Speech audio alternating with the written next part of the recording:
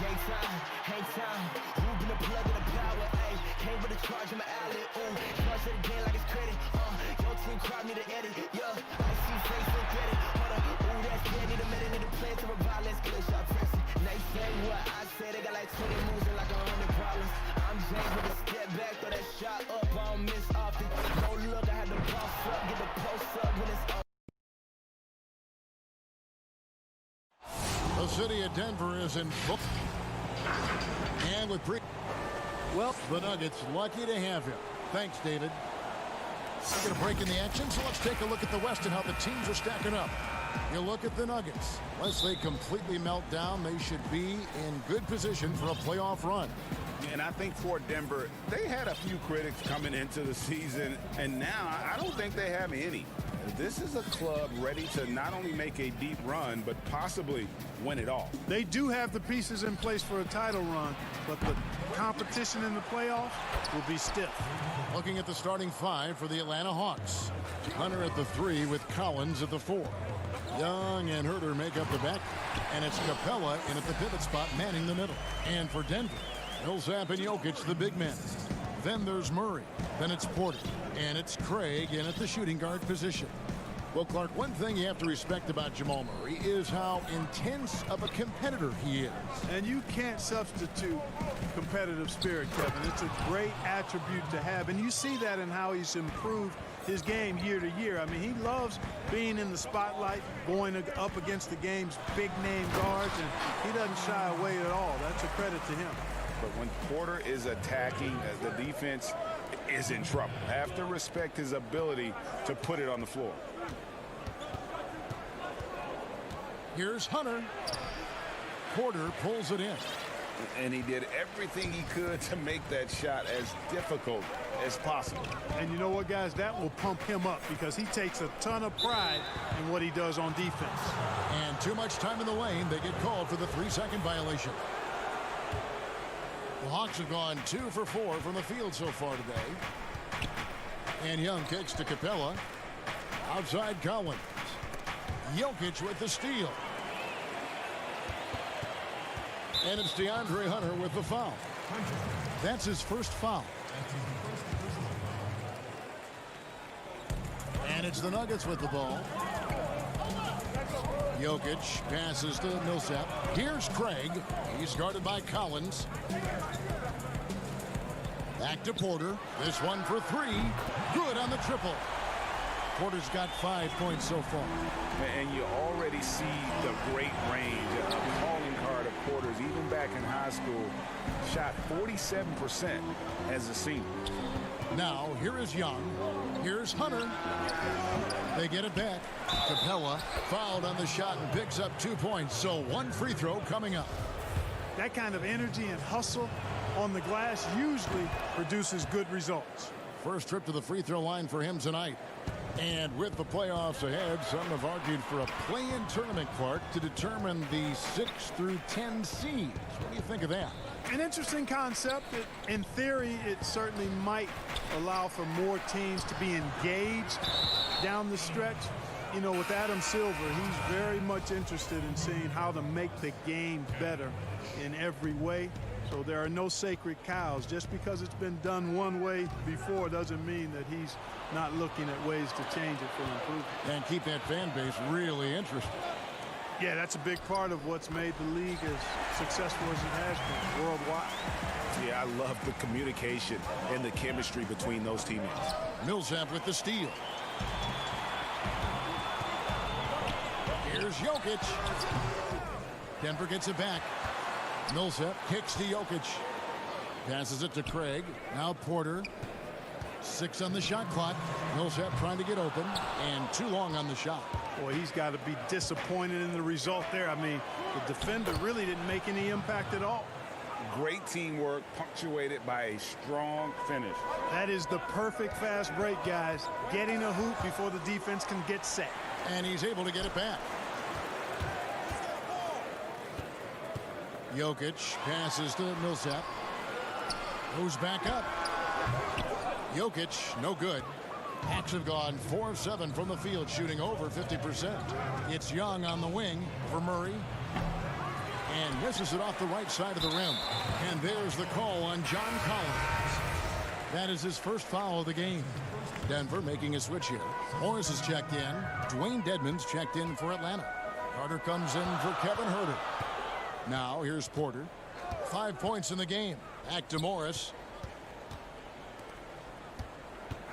Here's Murray. Tries it again. And he gets the whistle. 2 free throws coming up. And, you know, the potential the Joker has is exciting. Jokic, a big man who can score, pass, and rebound, and do all of those well. So both teams changing it up here. You'd have to go far and wide to find any fan that doesn't enjoy watching Nikola Jokic play. This big fella is so smooth. He's got guard skills in a big man's body, and his game is so efficient. I love watching him work. And guys, let's get your take on the hustle stats for Denver. And it's been about their defense. They're playing with a frenetic pace, putting a lot of pressure on the ball handlers and forcing turnovers. They've gotten their fair share of points off turnovers so far tonight, too. Denver making a switch here. Plumlee's checked in. Carter kicks to T. Atlanta again missing. Denver in the lead. Here's Dozier. The wide open look for Plumlee. Wide open, couldn't capitalize. Yeah, they got that one, but early on, it's really been a struggle for them to secure that defensive backboard. And because it's still early, I wouldn't read too much into it. There's still a lot of game left. And just a step ahead of the D in that possession there, making the pass. Nice assist. Morris with the ball. He's still scoreless so far in this one. At the elbow, Bowl. 20 feet out. Here's Plumlee. Dedmon with the block. At the end of one, a closely contested game so far. Hawks lead by 1. From the Pepsi Center in downtown Denver, we're back in a moment. So as I'm sitting back there, it's like there's been a trade. The 5th and 6th picks in the draft, both of them went on to great careers. And draft day trades happen all the time, but being traded for your college teammate, a pick apart, that's pretty unique. And getting going again here in the second quarter. Fairly close game so far. And looking at what we've seen from the Hawks, what do you guys think? What we saw in that first quarter, they won their matchups defensively. Yeah, I agree. I mean, you look at the energy, the effort defensively, they put it all out there in that opening quarter. On the court right now for the Hawks, we've got Teague. Dwayne Dedmon is out there with Bembry. Then there's Carter. And it's Fernando in at the power forward. Now here's Teague. Pass to Fernando. Nice ball movement here by Atlanta. Here's Dedmon. Oh, my goodness! What a play! And we've seen several lead changes tonight. Neither team giving an inch. Yeah, and the lead has changed hands, and it just hasn't stayed in those hands very long when it's changed. Back and forth we go. Tipped away. Carter with it. Now defended by Grant. And so it's Carter who brings the ball up for the Atlanta Hawks. And you look at how the Nuggets have become the team they are. A lot has to do with player development. Exactly.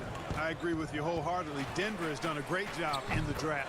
Identify talent, stick to your guns in choosing that talent, then build it, develop it. Their front office has been fantastic.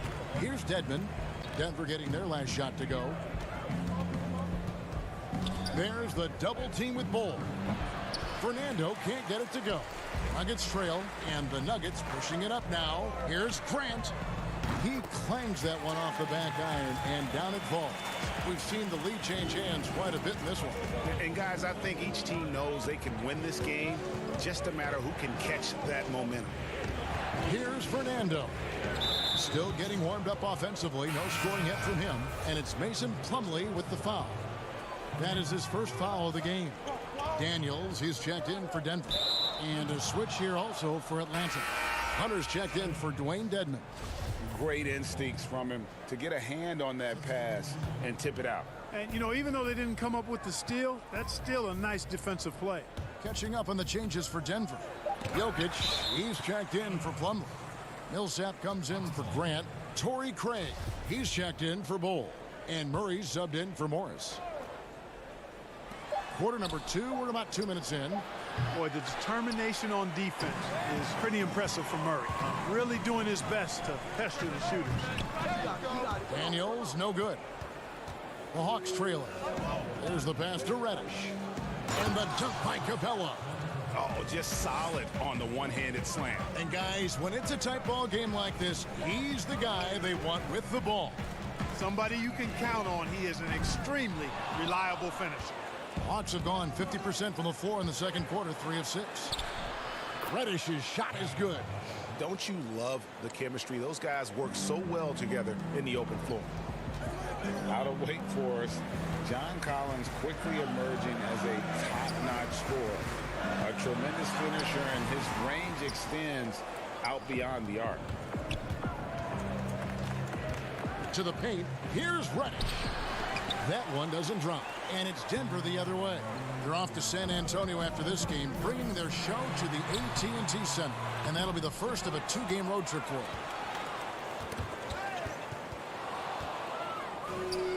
Here's the break, and here we go. Finished off the break. Reddish has got 4 this quarter. And 10 of their last 12 coming off assists. And players with big numbers on losing teams can be accused of empty stats. So, Greg, you take Collins's with a grain of salt? You look at his field goal percentage, high 50s. He's not just a high usage player. He is highly efficient. Jokic passes to Craig. Count that bucket. Craig's got his second bucket. The top passer at his position, Jokic, is consistent at moving the ball. 1:07 left here in the second. Reddish dishes to Hunter. That shot off. And Denver the other way now. They beat the Hawks during their last encounter in Atlanta. Yeah, and they picked up the win in their last game against this club, and really it was a parade to the free throw line. Yeah, did a really good job of throwing foul after foul. Very physical and rugged in how they perform. And it paid off. And just a great job of controlling that defensive backboard, then getting out in transition. That's been the difference. 7 straight fast break points, Greg. They've got the defense gasping for breath right now. Now, here's Jokic. He's coming off a 10-point game against the Mavericks in Dallas. And he also dominated the glass out there. He hit the boards hard and often. Michael Porter, he's checked in for Torrey Craig. And a switch here also for Atlanta. Herter's checked in. And pro move there. Finds a way to gain some separation against the much taller defender. You know, your assumption would be that he'd be at a big disadvantage in that matchup, but you'd be assuming wrong. Back to Jokic. Now Daniels. Over Reddish. The putback controls the rebound and puts it back up and in. You can't afford to lose sight of Jokic, not even for a second. This guy's always a threat to hurt you on the offensive boards.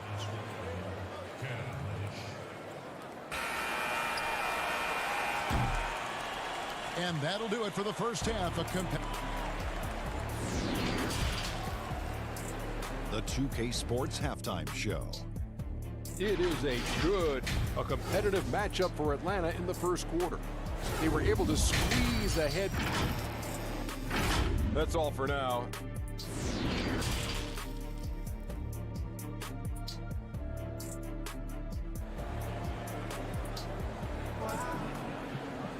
And we're halfway through this one. Plenty of basketball left in a game that's been fairly even so far.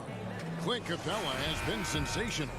What a welcome surprise that first half. Went above and beyond his usual scoring output. Well, you know what? They've given him an increased role tonight, and he's taken full advantage of it. Our second half of basketball, and presented by Gatorade. Let's see who's all fueled up and on the floor to start the third. Taking a look at the Nuggets. Millsap and Jokic, the big man. Then it's Porter. Then there's Jamal Murray. And it's Craig in at the shooting guard. Okay, well, let's check in with David Aldridge, who's reporting from the sideline. Hey, Kevin. Well, the Hawks said they were going to be patient when they rebuilt their team, and they were going to do it through the draft, and they've stuck to that script. Now, Trae Young is probably the biggest name, but Atlanta's added a lot of great young talent the last 3 years. There's John Collins, Kevin Huerter, and in 2019, the Hawks added 3 more good young players in the draft. DeAndre Hunter, Cam Reddish, and Bruno Fernando. Things are looking up in Atlanta. I would think so, too. On paper, it looks good. We'll see if it materializes. D.A., thank you as always. Here's Craig after the made shot from John Collins. Just 2 to shoot. Murray for 3. The putback. Jokic on the follow. Jokic has got 6. I wonder what the score would be if they weren't controlling the backboard. And Greg, it's clearly been their edge, and in a close game like this, you look for every edge you can find. You know, you watch Nikola Jokic out there, and he just moves like a guard. The way he approaches the game, sees the court, and shoots just aren't found in that center position. Here's what Atlanta's going with right now. Carter, he's checked in for John Collins. And it's Teague in for Young. And the dunk by Capella. Teague's ability to find the open man makes him one of the better passing point guards in the league. And didn't do anything fancy there, but didn't need to. Nope, his only concern right now is getting the points on the board. And I don't mean style points. Hey, I thought there was some style there, guys. What are you guys looking at? I mean, it was still a pretty sweet, flavorful one-hand flush. The Hawks working the ball around. Pass to Carter. Back to Teague. Plumlee with the steal. Here's Grant. And the dunk by Grant. And, you know, when Grant gets a chance for an easy basket, he really's busted down the floor. I mean, the quickness and athleticism he possesses, really hard to deal with defensively. And the call on the shot that sends him to the line.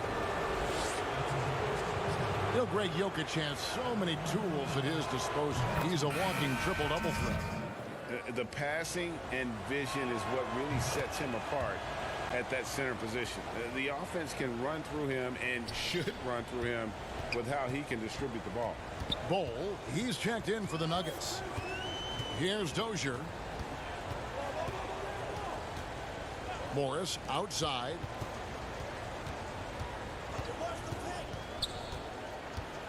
Passes to Plumlee. Rebound by the Hawks.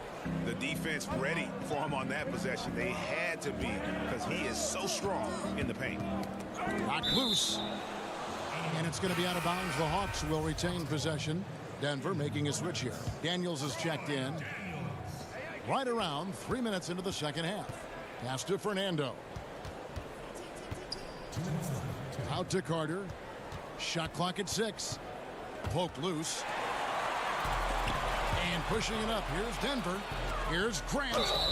And foul on the shot. He'll shoot 2 at the free throw line. And Grant is just really an aggressive player. He welcomes contact on his shots. I mean, the defense has to be careful around him because he's looking to draw fouls. Reddish, he's checked in for Vince Carter. Analytics, Clark, are such a major factor for coaching staffs and scouting staffs, and plenty of micro-analysis to go around. But some statistics can actually be a little bit misleading, don't you think? Yeah, I agree with you, Kevin, and you can torture the numbers to say whatever you want them to say, so you have to be careful. I think there's a great place for analytics in the game. It's very useful in some areas, but you have to balance it. There has to be a blend there. Take, for instance, shot blocking. Just because you don't block a shot, that sometimes can dismiss what changing shots do to a team's defense or for a team's defense. The number of threes being taken. Effective field goal percentage is more important than raw field goal percentage because of threes. The Hawks leading by 5. And the wide open shot from Reddish. Outside Teague. Now the pass to Fernando. Kicks it to Dedmon. Right wing. A second chance effort. A shot by Reddish. No good. And here's Grant. He'll bring it up for the Nuggets. In. And foul on the shot. So he'll get a chance at the line. It's on Jeff Teague. The Nuggets shooting their 7th and 8th free throw attempts for the game right here. And as a unit, they're shooting 78% from the line. That's a solid number to work with on the season. And guys, that's really an upgrade over how they shot last season. Not a huge upgrade, but an upgrade nonetheless. The Hawks making a switch here. Collins is checked in. A real strength of Teague's game, in my opinion. The in-between area of the court seems like a favorite spot for him. And here's Daniels. To the middle. Jokic kicks to Morris. Jokic passes to Millsap. And Millsap slams it in. The bailout that time from Millsap. Nice play. Pass to Bembry. Pass to Dedmon. Takes the three. Teague can't hit. We're at the end of the third, and we've still got a close one. Hawks lead by 3. And we're just moments away from the start of the fourth quarter. Stay with us. And let's take this chance now to show you the State Farm assist of the game. And definitely deserving of the prize tonight. How about the read he made here? Looking like a point guard, putting the pass right on the money. Terrific versatility coming from a big man. Not something that the majority of big guys possess. We've reached the fourth quarter, and what has been a very competitive game should be an exciting finish. Fourth quarter on the court for the Hawks. On the wings, Herder and Reddish. John Collins is out there with Hunter, and it's Young in at the point. And here is Murray, following the three-pointer by Trae Young. Murray against Young. It's stolen by Reddish. Out on his own on the break. Here's Hunter, and it's Hunter with the jam. Solid in transition. Hunter's eyes light up when he gets a chance to finish one of those off. Millsap kicks to Daniels. Murray, the pass to Jokic. Here is Daniels. Clock at 4. Tries it from the top of the key. It's good. And the Hawks lead is cut down now to just 6 in the basket from Jokic. That jumper is cotton candy sweet. Jokic has terrific form. Gives every shot a good chance of going in. And the foul on Jamal Murray. That'll be his second foul of the game. Michael Porter, he's checked in for the Nuggets. And a change for the Hawks. Capella's checked in. On its way from Young for 2. Porter pulls it in. They've been the better rebounding team by a healthy margin, but it hasn't been enough. Yeah, you know, they're hustling and giving a good effort, that's for sure. But unfortunately, the execution has been lacking.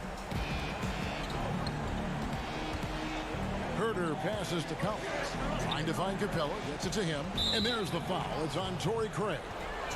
That's his first foul. Young outside. Pass to Herder. 5 to shoot. Dishes it to Collins.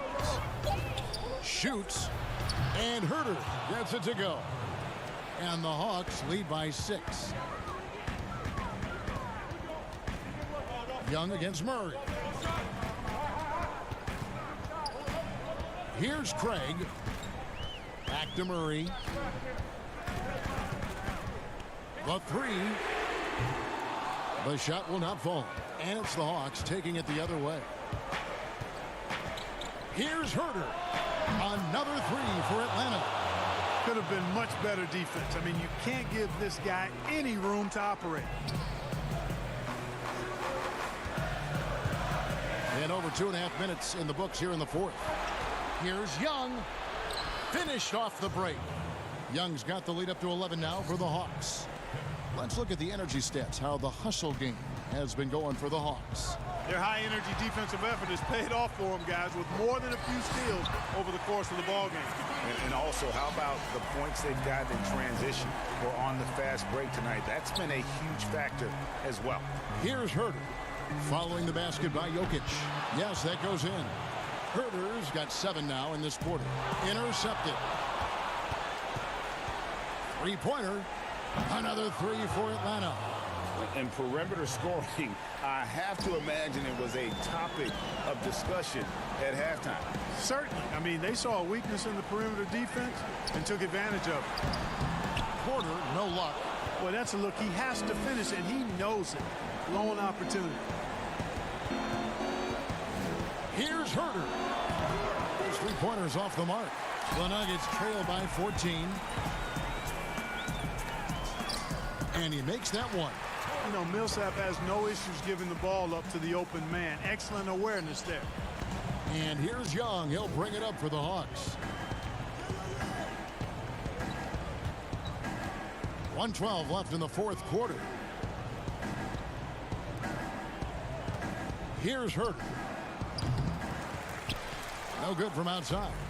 Not quite enough defense. That time around, just lucky he was off. No question as to which team gave the better effort tonight. A dominant performance and an outstanding win for the Hawks. You know, it's tough to put your finger on the deciding factor in this one, but I'd say that the shooting accuracy made the difference. Yeah, I think you're on point, Kevin. They got better looks, and that tends to lead to a better field goal percentage. And I think a great job in positioning themselves for the W here. It's win number 21 on the season. And with the win here tonight, they break the 1-1 season series tie up to this point. So I think they have to be very pleased with a 2-1 winning record this year against Denver. Inside. 2 free throws coming up, and they call the shooting foul. Well, he's a fighter now, and he's physical, so he'll battle you inside, and Millsap's going to take it right at you. He really forces your hand when you're defending it. So both teams making some changes here. And so Paul Millsap nails both of them. Teague against Morris. And it's Monte Morris with the foul. That is his first foul of the game. Bowl, he's checked in for Paul Millsap. Here's Jones, and Jones slams it home. They just blocked out the noise, kept on grinding, and this is their reward. Boy, a fantastic performance. And I'll tell you something, I mean, you get roadkill, that's always a challenge in the NBA, no matter what, and they got it done. And you're not going to pass up that kind of look. So it's Atlanta now. They have a 9-point lead. To the wing on the left. Here's Graham. They get it back. Bembry. And oh, he blocked it and deflects off the backboard. Here's Dozier. Again, the Nuggets score. And at 7-2, Bol has incredible vision, including noticing when his teammates are open. And so it's Atlanta with the W. A narrow win under difficult circumstances, Greg, as the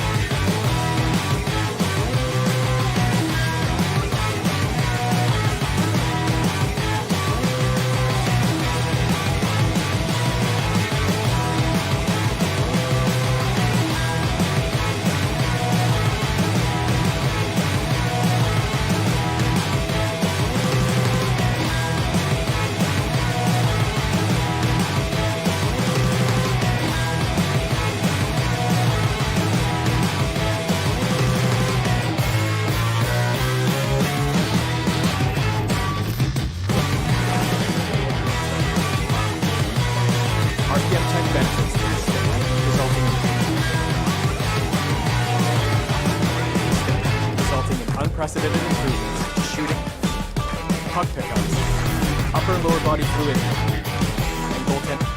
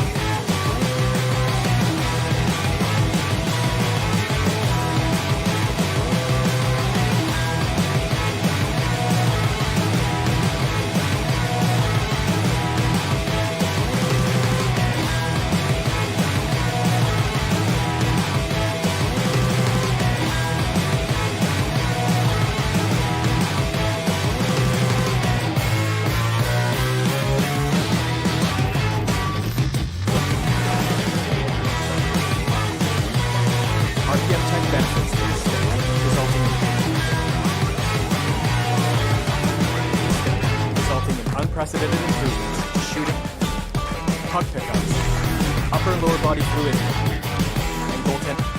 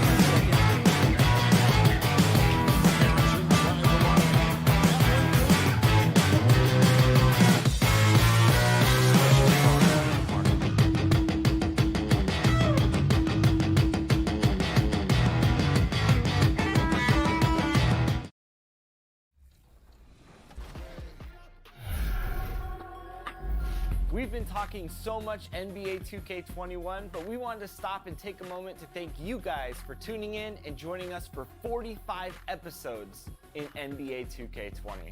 We've had so much fun connecting with you all over this past season.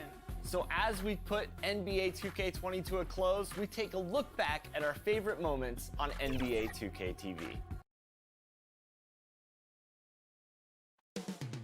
Moments away. Welcome, sports fans. Thanks for joining us. Hey, Dave. Well, the process in Philly has fun. They certainly can. Well done, DA. Thank you. A look at Atlanta's opening lineup. Young and Herter make up the back. Hunter at the 3 with Collins at the 4. And it's Capella in at the 5. Home in the paint. And for the 76ers, a big forward pair. Harris the 3 and Horford the 4. Then it's Josh Richardson. Then there's Embiid. And it's Milton in at the 1.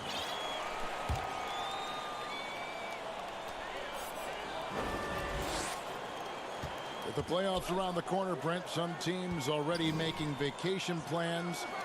Talk about the disappointment that those kinds of teams are feeling right now.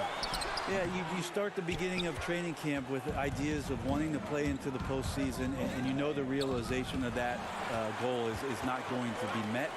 And what you want to do is remember your opportunity as a player, Kevin, to go out and still compete. You might not be back with the team that you're playing the end of the season with, the last 10 games. Maybe you're somewhere else. But that was something else. And some of the dunks Collins can pull off are just awesome. Looking at Philadelphia, they want to turn it around after the loss to Detroit. Passes it to Horford. From past the arc. Cans it from downtown. And that's exactly what he's looking for, draining the triple. Now, here's Hunter. He's coming off a 13-point game against New York. And he also positioned himself perfectly to grab all those rebounds, guys. Can't forget about the fundamentals. And how about the awareness Hunter possesses? Understands when one of his guys has an opportunity. Pass to Milton. Back to Harris. From the arc. A fresh 14 for Philadelphia. It's stolen by Capella. Fast break, the Hawks. Herter passes to Capella. Back to Herter.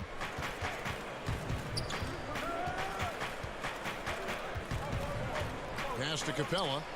And the dunk by Capella. Shooters tend to be hungry, but this time Herter finds an open teammate.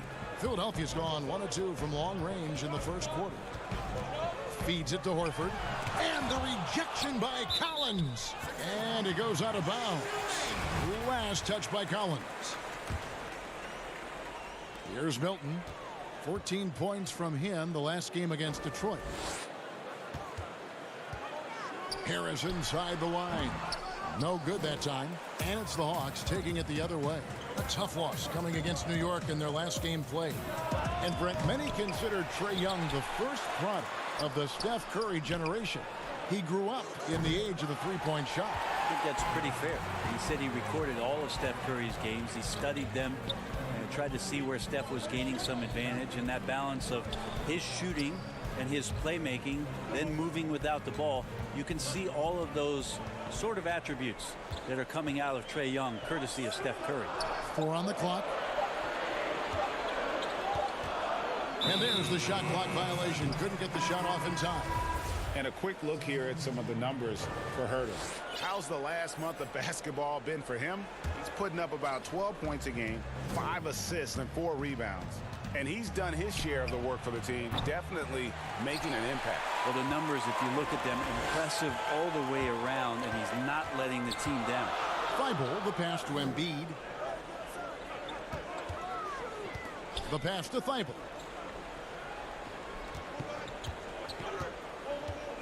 Back to Embiid to end the drought, and he's fouled pretty hard on. And folks, the coach's challenge has been initiated for a personal foul. Close game like this, and he thought it wasn't a good call. And this is the time now where the officials can review in closer detail what constituted the original personal foul. Getting a different angle can sometimes make it a lot easier to determine. Greg, indeed, and the one thing with replay review is that when you see the slow motion replays, you really get a new appreciation for just the immense speed at which these players are moving at and how fast the action really is and how hard it can be sometimes, you know, Greg, to make the right call.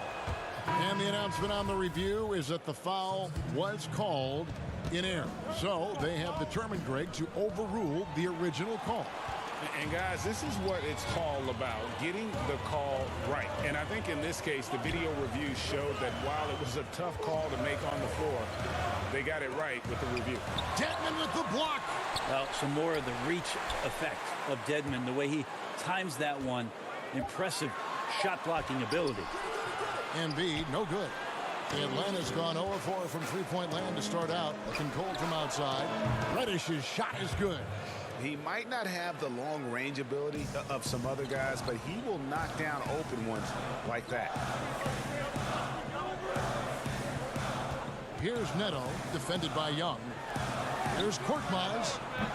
Another miss by Philadelphia. The Hawks leading by 5. Bembry kicks to Young. Off target from outside. And close to making the defense pay for the lax coverage that time. Here's Thibault. And stolen by Dedmon. One-on-one here. The shot by Carter. Nobody around. And the three ball is good.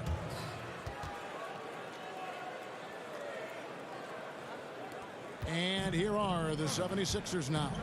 This game coming after a loss against the Pistons. Here's Thibault. And that does it for the first quarter. Hawks on top, up by 8. Don't go anywhere, folks. We'll be back in just a moment. Al Horford provided some insight on why he... What put me over the... Playing for a historic franchise, Greg, they've got, of course, the great fan support, great history. Something Horford relishes. A great choice. A team with depth and youth. They have a chance to be good for a long time. And hope you've enjoyed the broadcast so far. Halfway through the first half in this one. And for the Hawks, guys, what stands out to you stats-wise? Stingy on the defensive end in that first quarter. They were just getting up into people. Just a great job, really, of making the game ugly, trying to muck it up a little bit out there. And now, brought to you by Gatorade, all fueled up and ready to go. Let's reset our lineups. So on the floor for Philadelphia, they've got Korkmaz. Mike Scott out there with Embiid. Then there's Alec Burks. And it's Robinson in at the 3 spot. And we've got an update here, so let's check in with David Aldridge reporting from the sideline. Kevin, when Trae Young was in college, he was known for his long-range shooting. But Young says, the people who know me best know that I'd rather get an assist than any other stat. I pride myself on making the right play. Knowing your teammates get joy and excitement from playing with you is all I care about. Kevin? That's great to see. Thank you, D.A. Hawks passing it around. Dedmon finds Teague. Here's Fernando. And stolen by Horford. Robinson passes to Neto. Stolen away. Passes it to Teague. Here's Fernando. Guarded by Embiid. Fernando, that's good. Big miscommunication on defense. He recognizes it and quickly takes advantage. Well, I know they don't have mobile devices out there for texting, so they might as well talk to one another, Greg. Pass to Burks. Now Embiid. Teague covering. Robinson kicks to Embiid. Down low. Here's Neto. And no good. Trying to use the glass. Atlanta leading by 10. Dedmon passes to Carter. And then Carter with the jam. And you know Carter is taking off on the drive. When he has a head of steam like that, he's looking to tear off the rim. Here's Embiid, and he could not get that one to go.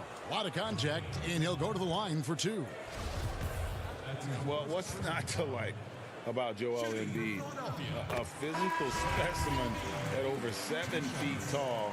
all the skill in the world and a personality made for stardom. Here's what Atlanta's going with right now. Collins checked in for Dwayne Dedman. Hunter comes in for Carter. And Kevin Huerter subbed in for Benbrook. Out to the wing. And stolen by Horford.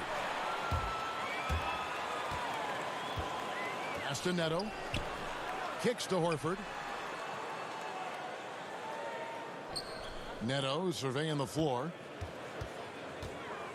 Back to Horford. The pass to Neto. Clock at 6. Here's Embiid, and Embiid throws it down. And credit the screen for giving him the space he needed to get to the rim.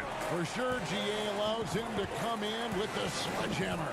Yeah, well, I would settle for the layup when you can attack the rim and rise up like that. You talk about Embiid's personality, whether it's on the court or through social media. Greg, he's not shy speaking his mind. One of the best trash talkers in the league. He doesn't hold back, but it's never personal. He's embracing the spirit of competition. And once again off the mark by Atlanta. The 76ers trail by 8. Here's Horford. Fernando pulls it in. Quarter number 2, around 3 minutes gone by. Huerter connects from three-point range. Shot preparation is fantastic as Huerter's able to get his feet set that time. On its way from Burks for 2. High post, Embiid. 6 points for him. Here's Neto. Rebounded by the Hawks. And if that's the best look you can get on a possession, what a waste of a trip down the floor. Yeah, see the coach? He's got that frown on his face. I think we know why. Not a high percentage look. Gets the three-pointer to fall. Confidence there shown by John Collins. Gotta like watching him go right up for the shot. Neto finds Embiid. Tries from 7. And it's wide right. Hits off the rim. Yeah, my expectations were that he was not going to miss that one, Kevin. He handles that kind of defense, especially on the inside. Hunter dishes to T. Passes it to Huerter. Here's Fernando. Teague left side. And the rejection by Embiid. And now the 76ers on the break. Burks leading the charge. Such a solid and unique big man in today's game. Horford's passing skills and ability to find the open teammate is very special. And some changes here for the 76ers. Kyle O'Quinn, he's checked in for Embiid. Mike Scott comes in for Al Horford. And it's Shake Milton in for Raul Neto. Back to Collins. And finished off by Collins. Yeah, Collins is one Hawk who can fly, refusing to settle for the layup and choosing to go with the power move. Pass to Burks. Lets the 3 fly. And he's good on the 3-ball. Burks has got 6 in the quarter. That's pretty much not how they want to defend the three-point line. Somebody's got to shadow him out there. Capella, the pass to Young. In Atlanta again with the bucket.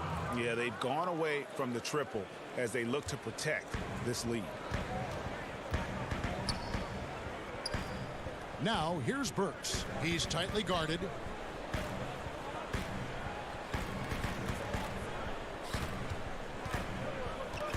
Goes up on the wing. Again, Philadelphia. Here's Young.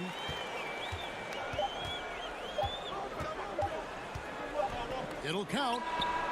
And that one released in time, but no good. And thanks, David. And we'll be back shortly following halftime to get the third quarter underway. And now, the 2K Sports Halftime Show. Hey again, after 2 quarters, it's Atlanta out in front. They lead by 10. And that's...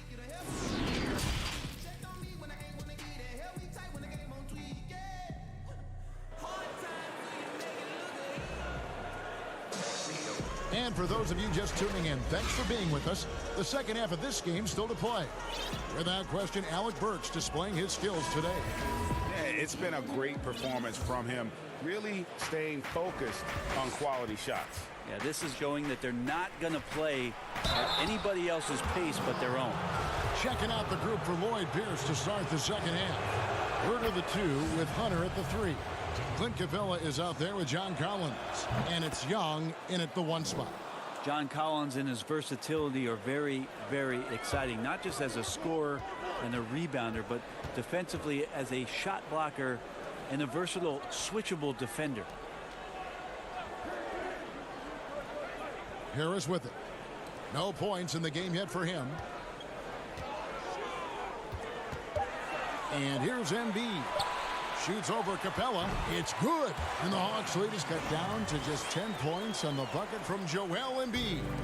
What improvements, Brent, do you like to see out of players going from season 1 to their second season in the league? Biggest thing, Kevin, turnovers.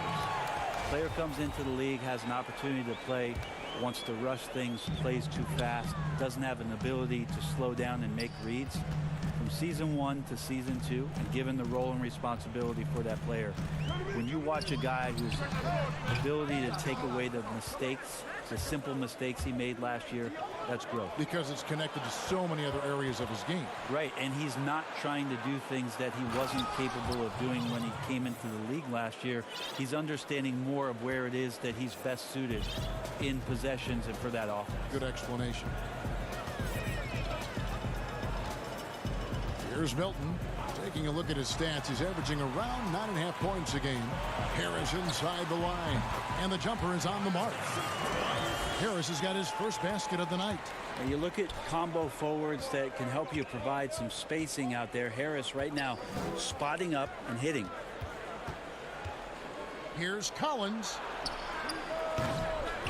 Second shot opportunity. And it's Capella missing. That is some tough defense there against one of the better finishers in our game. Pass to Horford. Here's Embiid. No good there, and that would have cut it to single digits. And here's Young from the arc. That one's rebounded by Embiid. Embiid's got rebound number 7 for him tonight. Richardson finds Harris. Back to Richardson. Here's Milton. It's hauled in by Clint Capella. I don't know what happened there. That was an easy 2 points that he just threw away.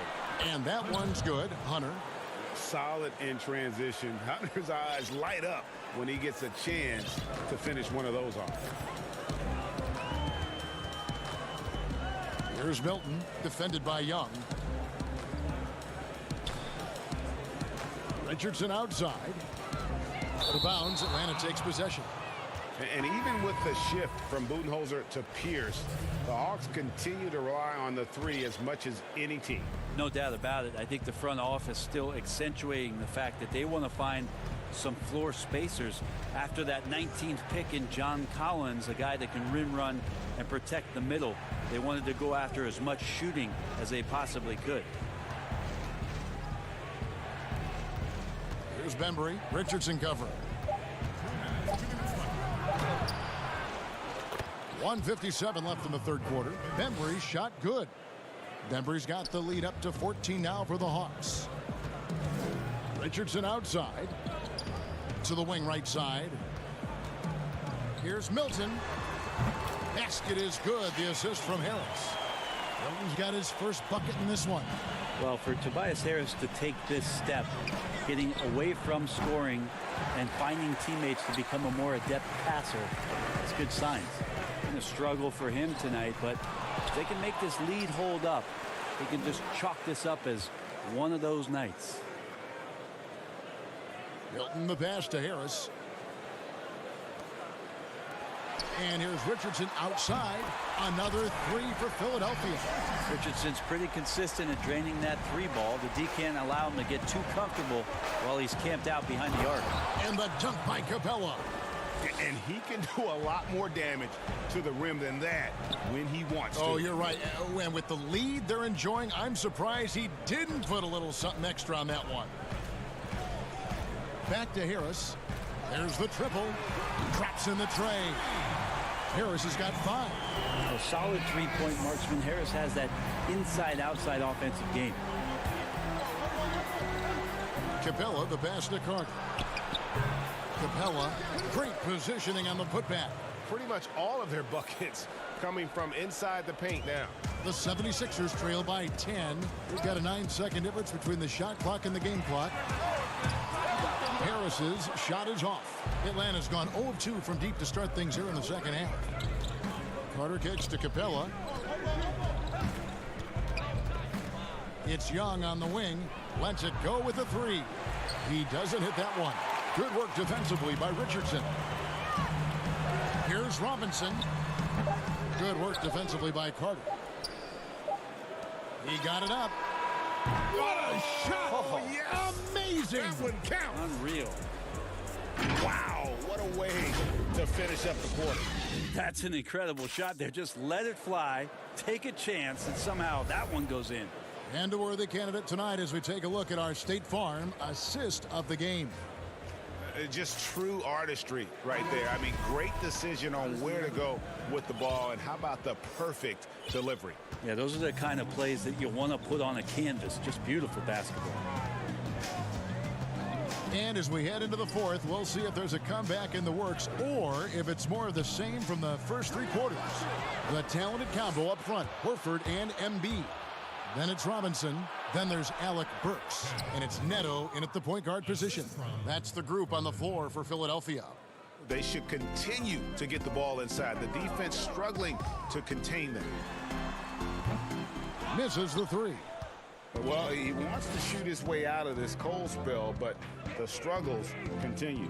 Yeah, he's got to move on, forget about this sequence here, and try to find a way to get on the board. Teague can't hit. And so it's Burks bringing it up now for the Philadelphia 76ers. 15-point game. Changing ends quickly. He's rewarded with a high percentage look. Yeah, the defense trying to do their best to slow him down, but when he gets room like that, you got to look out. Fernando and Embiid with the block.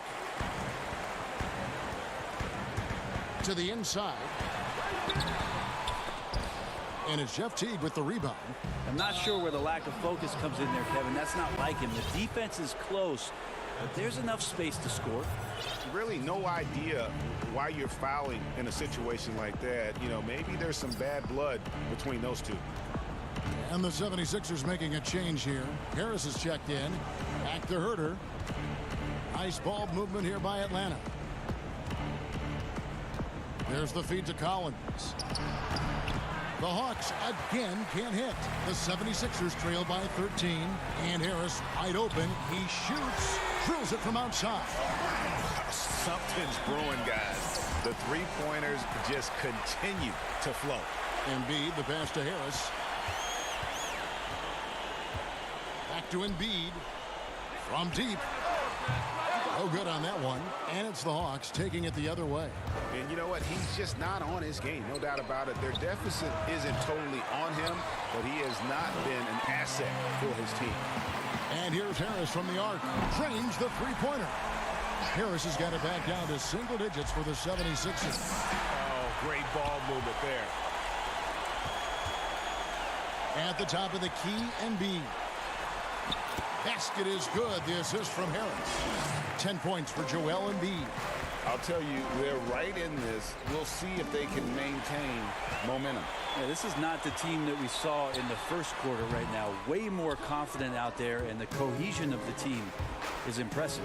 To the paint, and it's Hunter with the jam.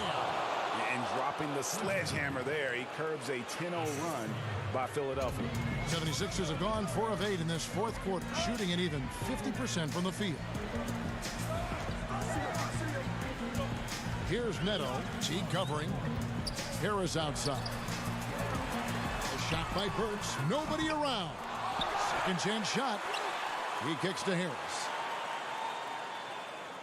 From deep three-point range, Jeff Teague with the rebound. The Hawks leading by 7.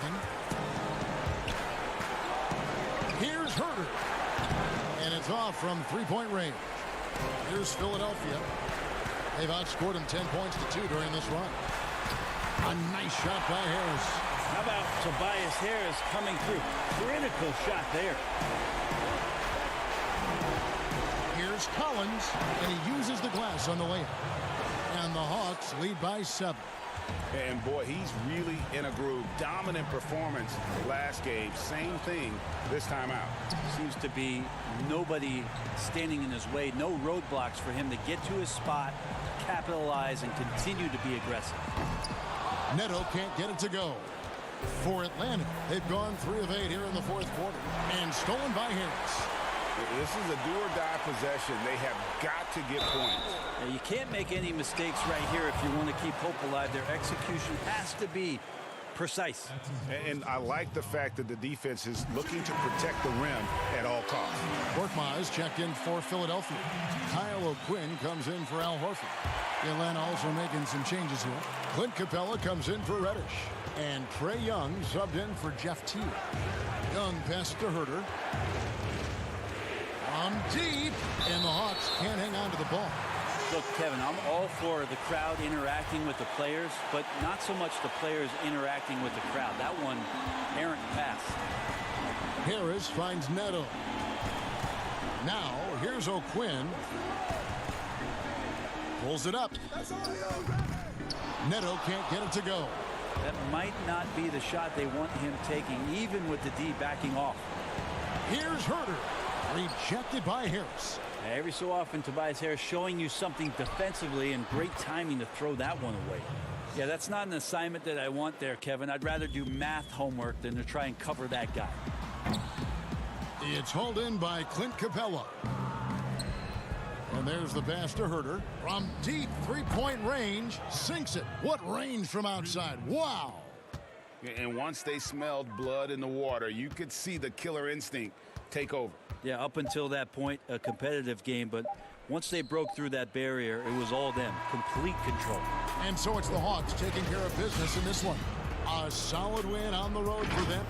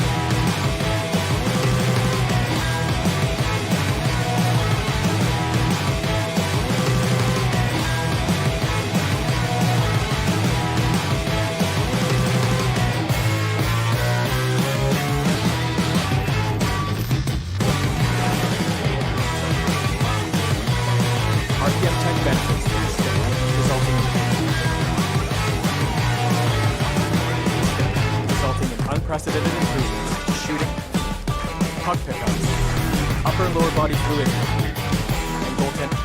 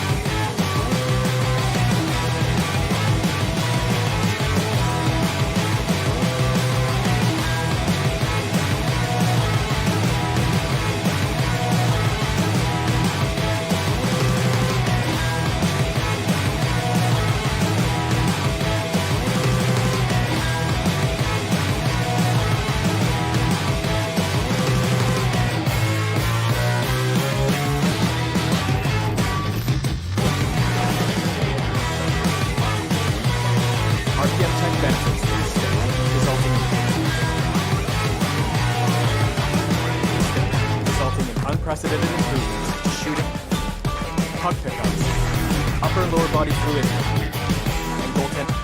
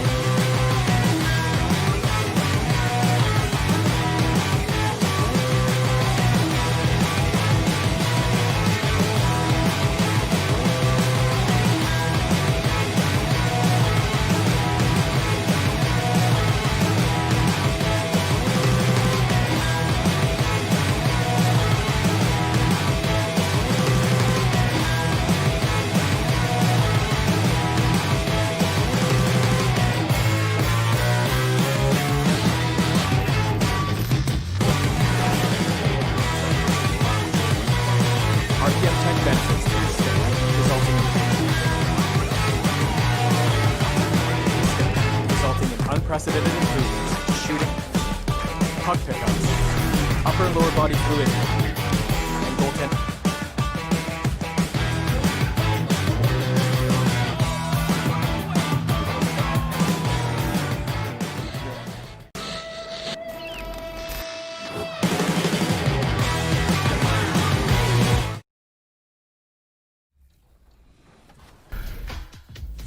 Welcome to this very special episode of NBA 2K TV. I'm Alexis Morgan. And I'm Chris Manning. Special episode because we have reached number 200. Here's Tatum and Give me a fit. You play 2K all the time. You act. Yep. Oh, yeah. And now you have an album. Anything you can't do? I can't lose. And a look behind the curtain here. Final preparation. And a chance to take a look at some numbers for Morris. And guys, it hasn't been pretty for him in the past 5 games. He's having one of those scoring slumps that all players go through at some point in the season. But I know he hadn't lost his confidence, and I expect this young man to get after it here tonight. A look at Atlanta's opening lineup. Young and Herter make up the back. Hunter at the 3 with Collins at the 4. And it's Capella in at center. And for Los Angeles, Paul George is out there with Patrick Beverley. Then it's Ivica Zubac. Then it's Marcus Morris. And it's Leonard in at the small forward. And so the Los Angeles Clippers get the first points of the ballgame. Young from outside. Morris with the rebound. We call it off the bus range.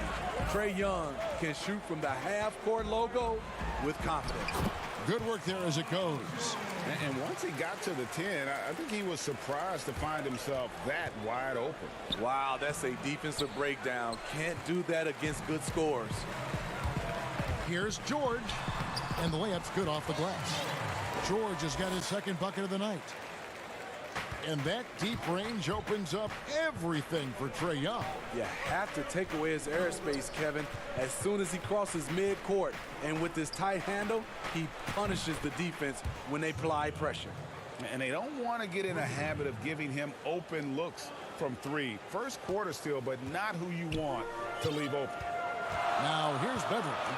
He had a 15-point outing in their last game against the Warriors in San Francisco. High post, Zubac. Pass to George. 5 on the clock. The Clippers need to get off a shot from deep. Zubac, no good. And he's a good shooter from outside, but not sure from that deep. You know, we're seeing players move further and further back to create space, but that does make it. Oh, the power on that prudence. Kawhi is carving up this defense. Love his awareness. He is finding the open man. From deep three-point range, Young's shot is off. Just a little off to start this game. 1 for 5, looking to find some kind of rhythm. Leonard finds Zubac. Releases.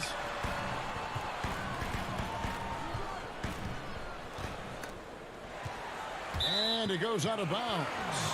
Last touch by Collins. Let's quickly take a look at the standings out west. The season nearly complete. You look at the Clippers. Right now they've acquired the second-best record in the conference. And when you look at the Clippers, they must have reached every goal they set for themselves this season. For them to be this high in the standings this late in the season, what an accomplishment. It really has been amazing. Everyone just kept waiting for them to fade, and it never happened. Los Angeles leading by 5. A big key to the Clippers' recent surge, the development of Montrezl Harrell. His activity and his ability to score have been infectious for this team, and he also can be very intimidating. And Collins has got the ball here for the Hawks. A tough loss coming against New York in their last game played. As soon as he had the ball in his hands, he put the pressure on the defense and found the opening. Now here is George. He's guarded closely. Beverly, the pass to Leonard. Back to Beverly. And contact on the shot, so he'll be shooting free throws here. That one on Collins. Patrick Beverly is an irritant. You hate playing against him, love playing with him. And the Clippers getting Harrell in that Chris Paul deal. Turned out to be a decent trade for both teams. You're totally right. The Rockets already had Capella. Harrell was sort of a redundant in terms of skill set. And you can only have one rim runner on the floor before you began to compromise spacing. Green passes to Williams. Here's Leonard. Shooting foul as the whistle blows. He'll shoot 2 free throws. Good job inviting contact. The closer Leonard gets to the rim, the more dangerous he becomes. I mean, those huge hands of Kawhi Leonard give him great control of the ball. Very sparing with his turnovers. Reggie Jackson's checked in for Patrick Beverly. Reddish's shot is good. Great pass to set your man up with a high percentage look. Jackson kicks to Green. 1:06 left in the first. For the three. Buries it from three-point range. And for Kawhi, he never seems like he's forcing the issue offensively. I mean, he has studied the post games of Michael Jordan, and being able to score at all 3 levels has made the game easy. With his strength and his turnaround jumper, he can get his shot off with ease. Outside Jackson. There's 38 seconds left here in the opening quarter. Off to a good start as he hits his first shot attempt. Building up a big early lead, they have taken charge of this game. Play calling has been fantastic. They've been a step ahead of the defense since the opening tip. Carter kicks to Reddish. From outside the arc. It's rebounded by Lou Williams. And the call will be against Jeff Teague. That's his first foul of the game, and the bonus will go to the free throw line. The Clippers have looked good at the line tonight. They're perfect in 4 attempts. You look at the trajectory of Williams' career. Second-round pick, started slow, but his game has aged like a fine wine. And at the line, it's all about consistency with him. His routine, his... Yes! Well, we know Leonard's an elite two-way machine, but there he shows us the artistry. Teague, the pass to Carter. Here's Fernando to stop the run. And the last shot before the buzzer is off. And after just one...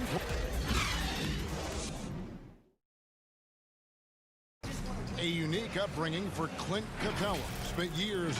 Even as a kid, I wasn't even dreaming about it. Just an inspiring story, Greg. It gives you perspective on why you should be grateful for everything you have. Kevin, without a doubt, Capella's upbringing helped shape him, and the hard work he continues to put in is really admirable. And welcome back to the second quarter of action. Plenty of basketball left to play, but this one has been one-sided so far. Guys, we've seen a confident-looking Clippers team out there. You could see they were well prepared defensively coming into this one. Yes, what they do, they take away the things that teams like to do offensively, also keeping them out of sync.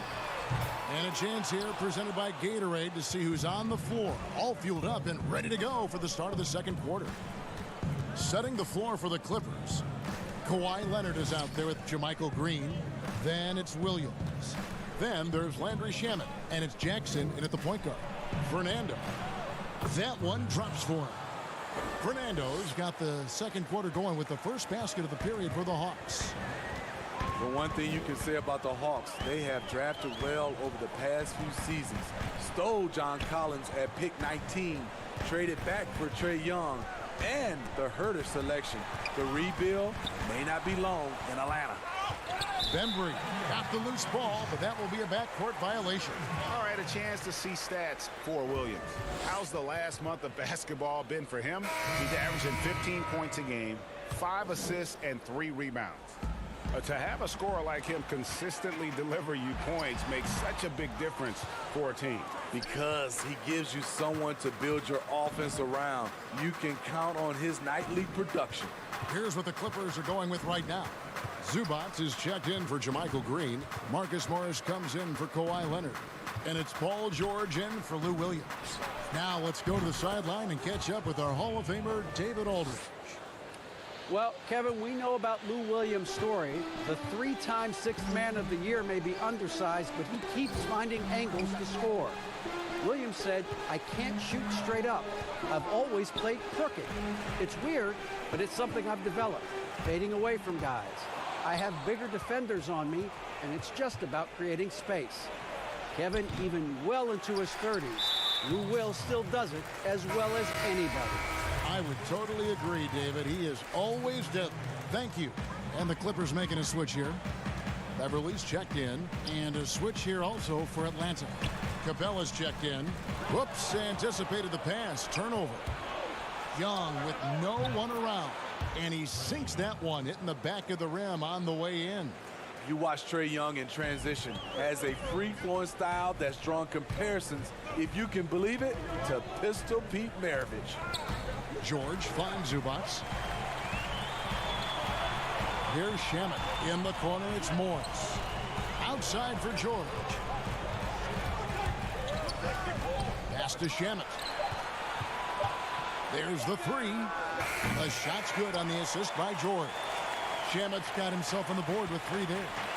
Smitty, you've seen this before, separating teams that can make the deep playoff run, those that can't get bounced out early. What have you found is the difference between those two? Well, a lot of times, Kevin, it comes down to those teams have more talent that can make those deep playoff runs. Also, they can make adjustments. Then I think also they're a team that has better chemistry, and they can win defensively and not just have to rely on their offense. Zubac kicks to Morris. On the wing, George. And George with the stuff. And I just love the aggressiveness from George, just slicing apart the defense with that terrific ability to penetrate. He hangs in there and cashes in on the second chance points. Herter's got 4 this quarter. Oh, how about the finesse there? Nice little gentle touch on the board. And you know, when you have that gentle touch, those tip-ins are easy to come by. Again, the Clippers. When Beverly concentrates on passing, he makes his team better. Superb at getting passes over to his guys. That was big because they dug a big hole in the first quarter, but starting to show signs of life.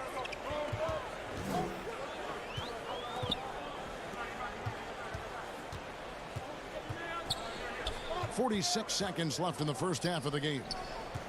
Clippers moving the ball around. Here's Morris. And the rejection by Collins. Right there, the length of Collins proving to be the difference. Not in my house, he says. Lou Williams is checked in for the Clippers. And a change for the Hawks. Dwayne Dedmon's checked in for John Collins. And they'll turn it over. Could not get off his shot. 24-second violation. JaMychal Green, he's checked in for the Clippers. Kawhi Leonard comes in for George. And the Hawks will go for a different look here. Carter, he's checked in for Capella. Reddish comes in for Hunter. Andre Bembry's checked in for Kevin Herter. And it's Teague in for Trae Young. Reddish's shot is good.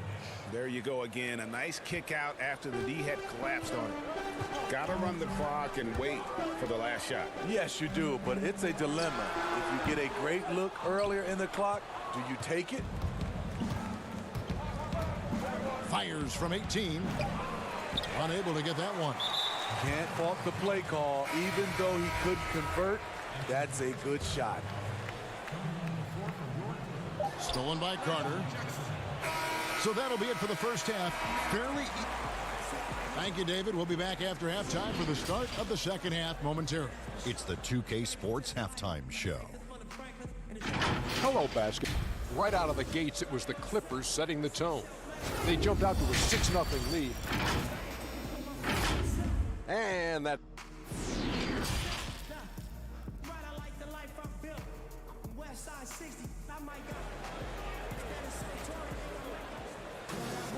And we've got second half action for you. Thus far, a pretty evenly contested game. It's been one outstanding game from Trae Young. Yeah, and just look at the numbers from the first half.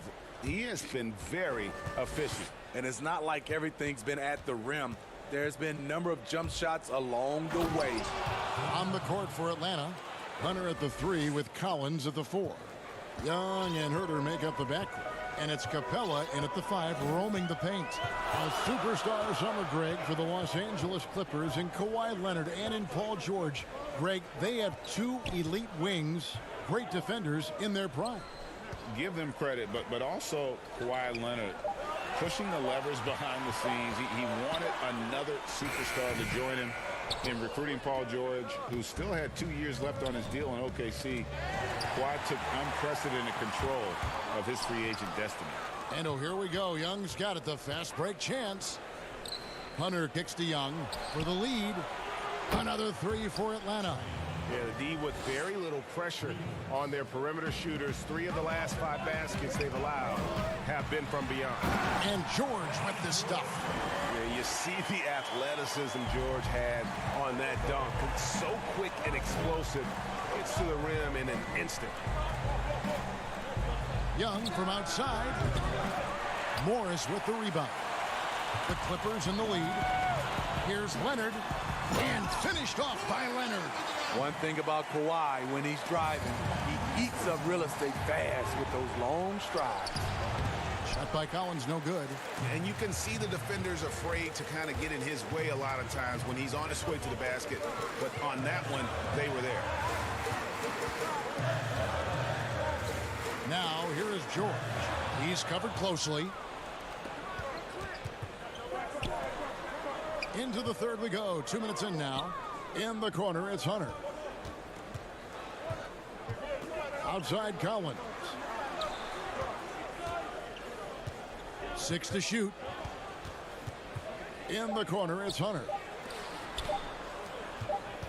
Here's Young, and they force the shot clock violation. Great team. That's just being out of sync, and at the worst time, costly. Rodney McGruder's checked in for Zubac. And there's the call on John Collins. That's foul number 2 for him. So for the Hawks, Dwayne Dedmon's checked in for John Collins. And it's Bembry in for Hunter. Morris passes to Beverly. Here's McGruder. Doesn't get it to drop for him. And Atlanta will come the other way. Amazing story for Dwayne Dedmon. Didn't play organized basketball until he was 18. Undrafted out of USC, but his talent has won out. And guys, the D has to show a little more fight on the interior than they did on that trip. Leonard on the wing. At the elbow, it's George. And he buries that one, drilling the rim on the way down. George has got 4 points now in the quarter. And he may have picked up the game late, but Dedmon is making up for lost time. What I like, he's improved his hands and decision-making. Even added a three-point shot the last couple of years. You can tell he's putting the work in. More good work on the glass there. When it's all said and done, I think rebounding might tell the story in this game. And George kicks to McGruder. Kicks it out to Leonard. Fires it up. It doesn't go for him. So the Hawks will take it the other way. Following this one, they get to host the Cavaliers. That game is the first and last of their homestand.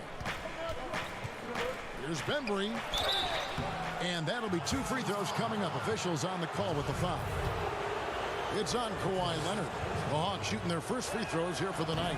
And typically a strength of theirs, 79% on the season. And Los Angeles will go for a different look here. JaMychal Green, he's checked in for Rodney McGruder. Landry Shamet comes in for Morris. Williams, he's checked in for George. And it's Jackson in for Patrick Beverly. Vince Carter, he's checked in for the Hawks. Teague comes in for Trae Young. Those are chances almost always you can rely on him to get you 2 points, but the D just enough to keep him out of rhythm. And so it's Williams who brings it up for the Clippers.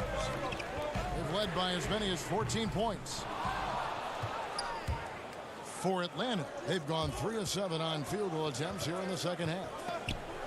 Shamet with the steal. And now the Clippers on the break. And denied. He sends it right off the glass. Jackson dishes to Leonard. Back to Jackson. Green fires from way outside. It's good. The assist this time from Jackson. Green's got 6. And that's what every team wants from their big man nowadays. JaMychal Green able to knock down the triple. Reddish the pass to the Bembry. Good on the baseline, Jay.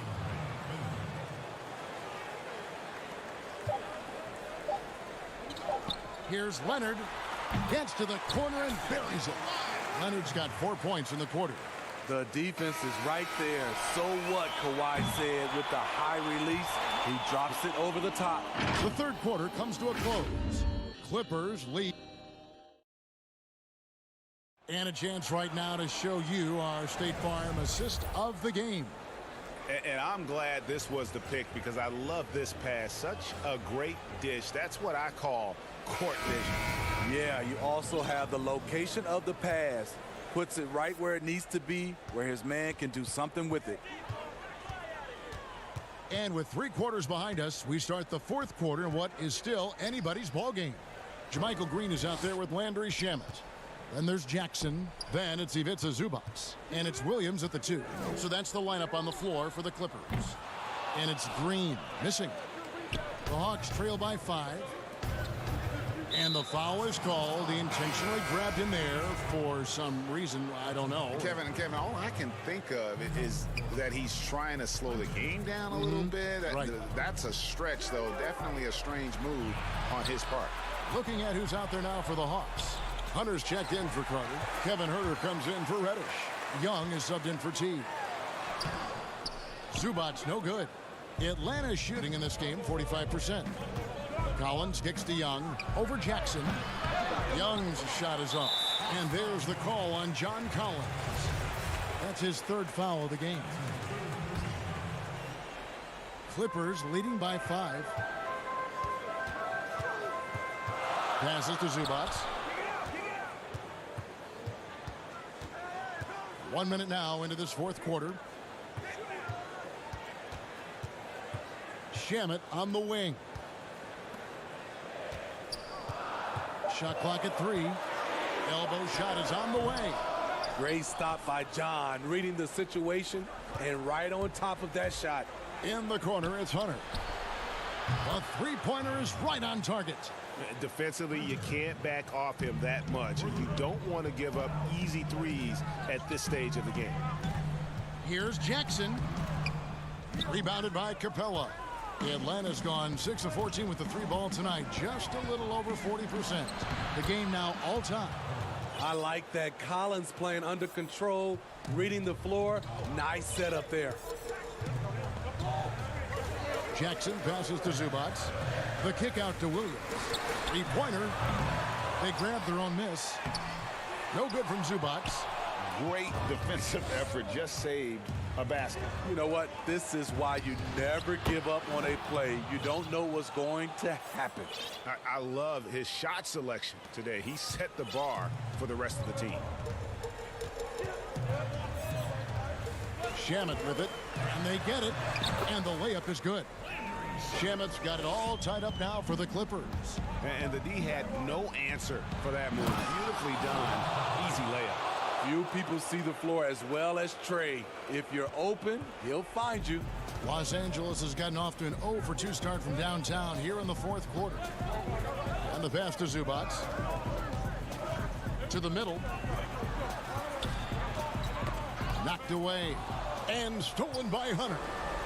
And here we go again. Atlanta on the break. And Huerter gets it to go.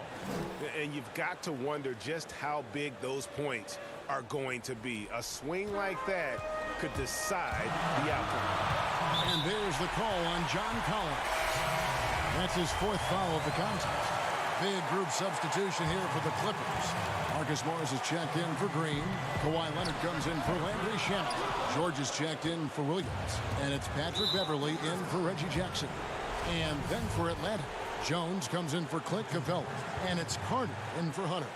Really no idea why you're fouling in a situation like that. You know, maybe there's some bad blood between those two. Bangs home the trifecta. The charisma, the superhuman workload. Trae Young is built for stardom. Beverly looking around. to Zubac. He kicks to Leonard. Pass to Beverly.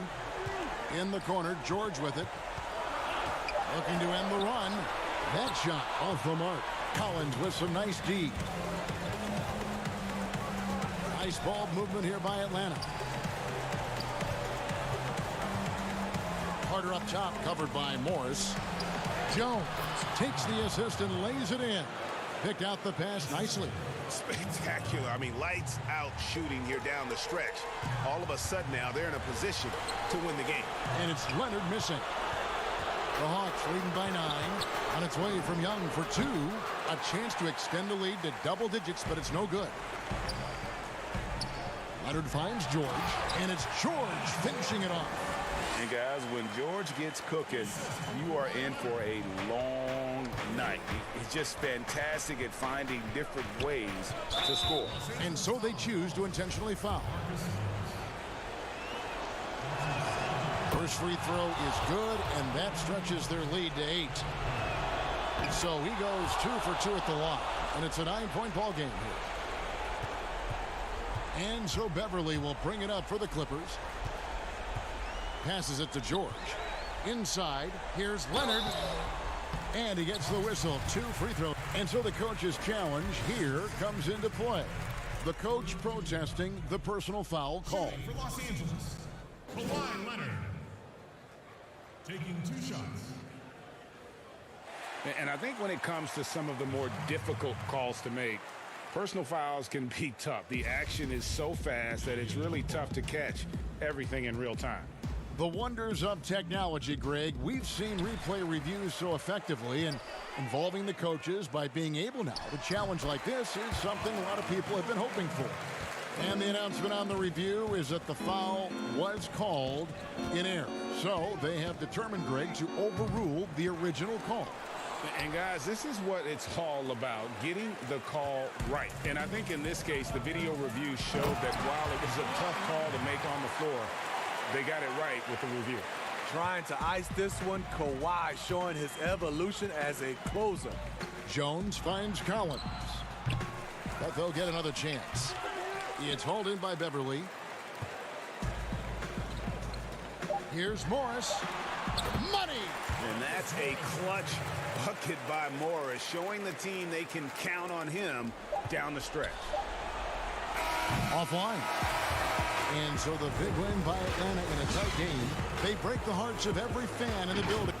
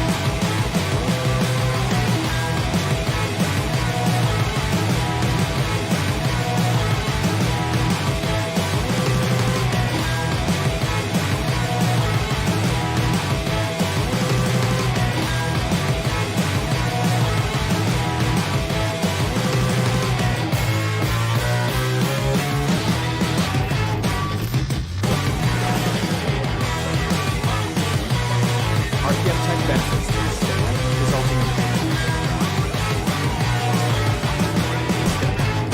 unprecedented improvements to shooting, puck pickups, upper and lower body fluidity, and goaltending.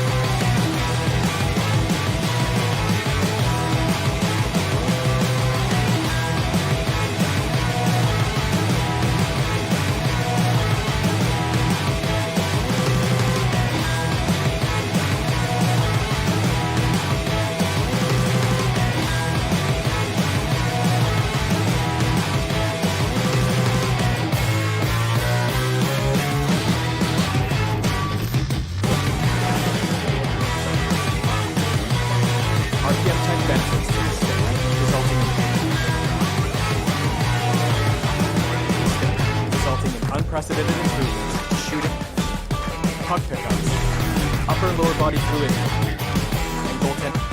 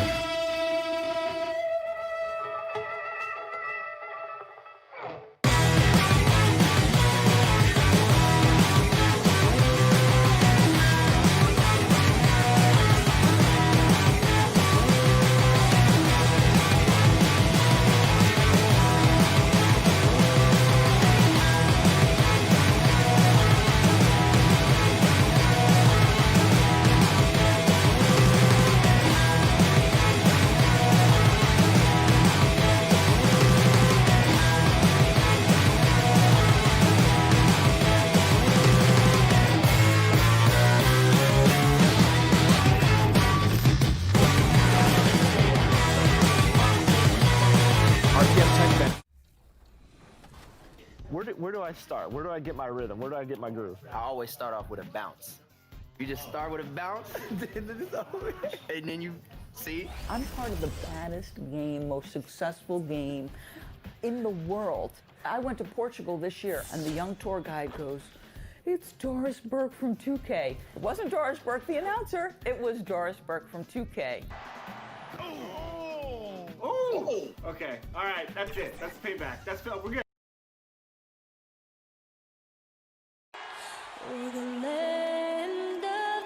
The 2K Sports pregame show.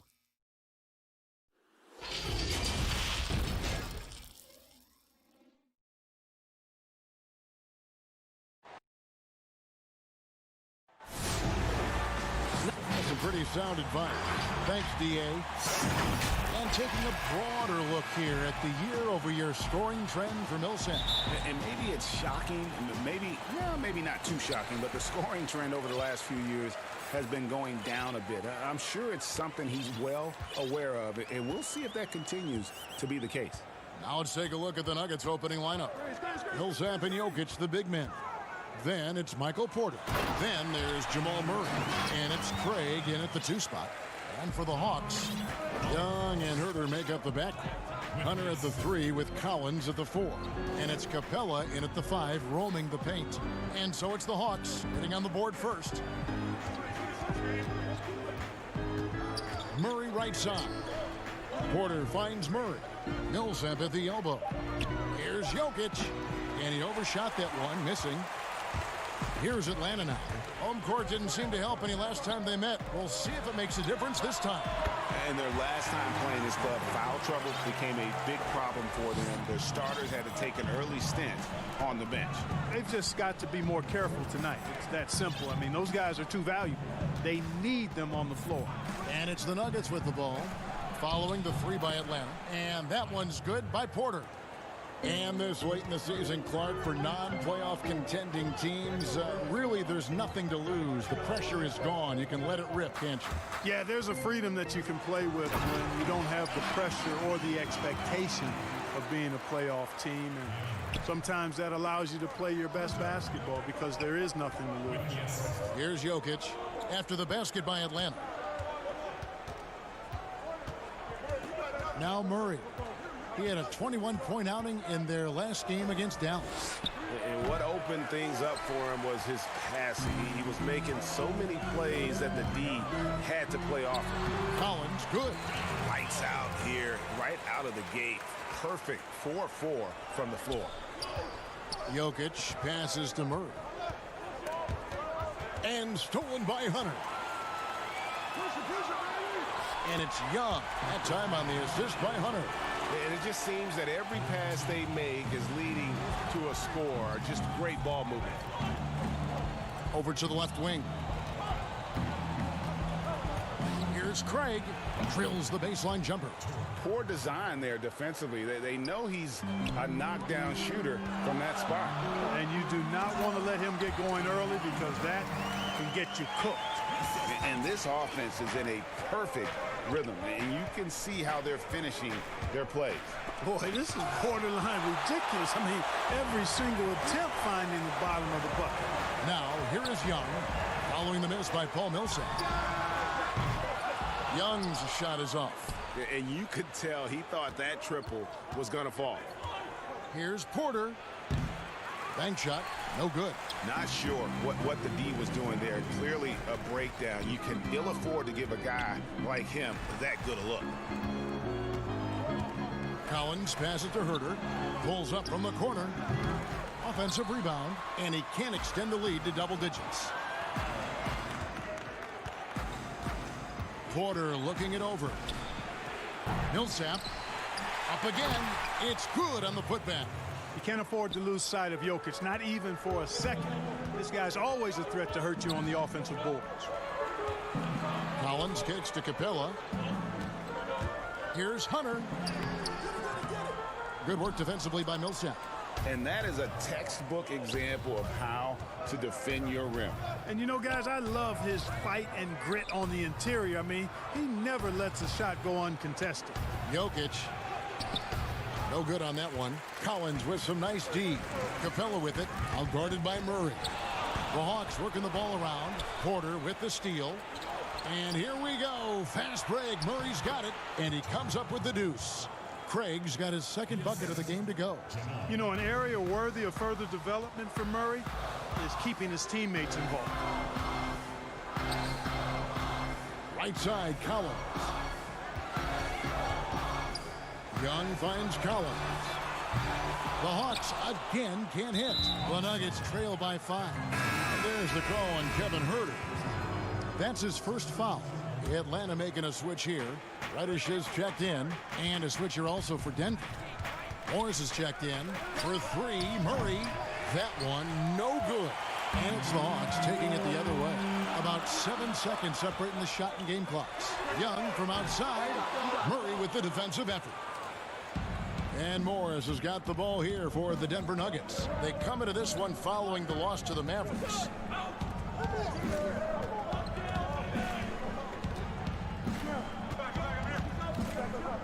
Ring shot on the way. No good there. Got it off in time. And the last second attempt doesn't fall. And that concludes the first quarter of play. Hawks ahead.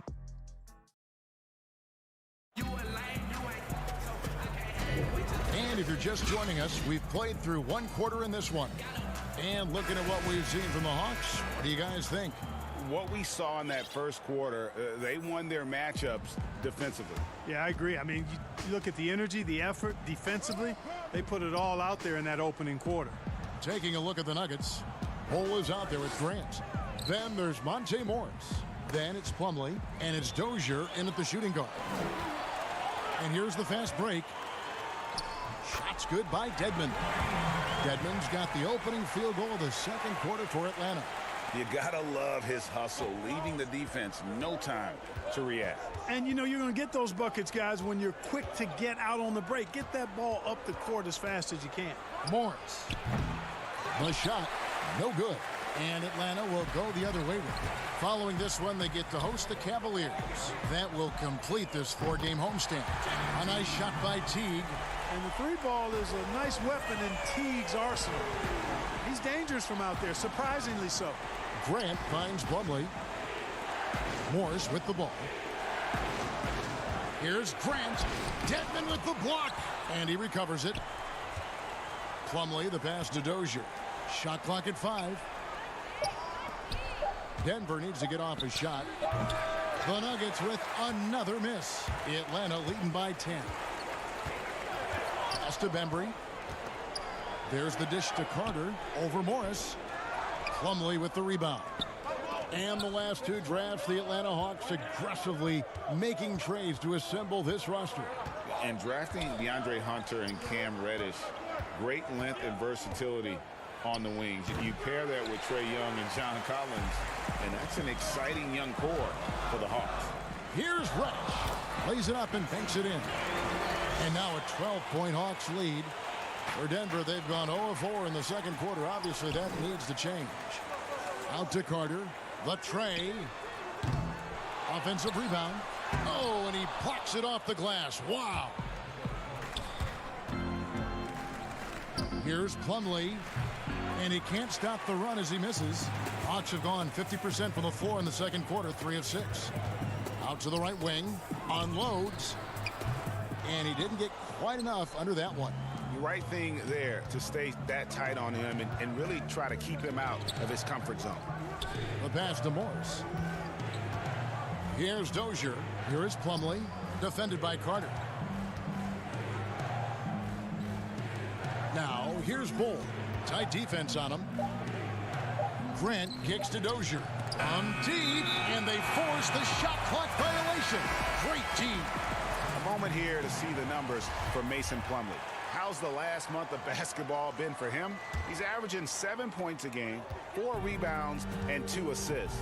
And there isn't much to write home about with his numbers. I think he'd like to up his contributions.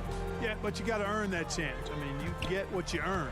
His numbers are fine, but he's not going to get a lot more floor time unless he turns it up a notch. Not a lot of resistance on the inside, and they're taking full advantage. Greg, the play in the paint has gone almost entirely all their way. Here's Dozier.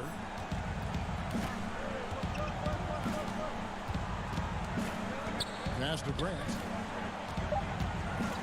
Over to the wing. Puts it up. And it's Jeff Teague with the rebound.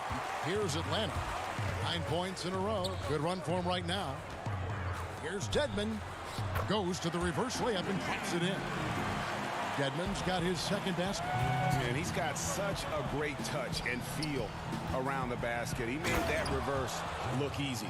Yeah, on his menu, dunking is one of the specialties. A fantastic jammer who really wrecks that rim. Out of bounds. Denver takes possession. And, of course, there's no questioning Cam Reddish's talent level. Greg, he has a high ceiling. Yeah, I mean, great size, length, the fluidity as an athlete.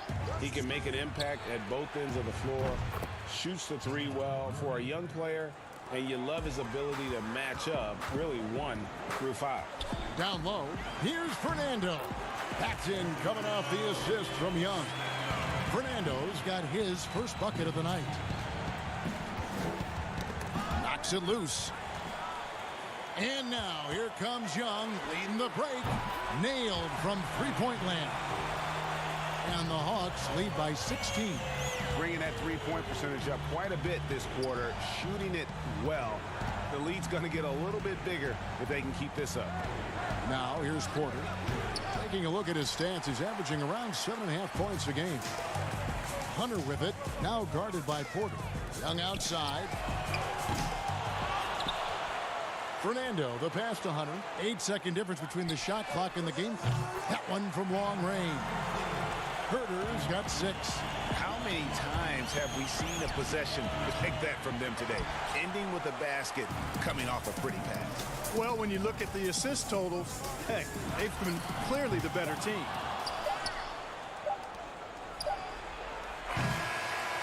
And so it's Atlanta with a 19-point advantage heading into the next quarter.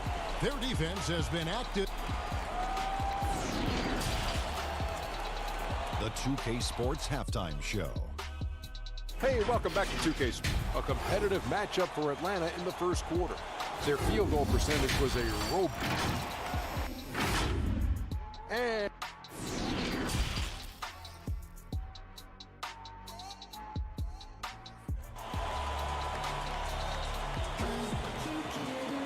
And with the second half upon us, we'll find out if this game becomes the route that it's threatening to be.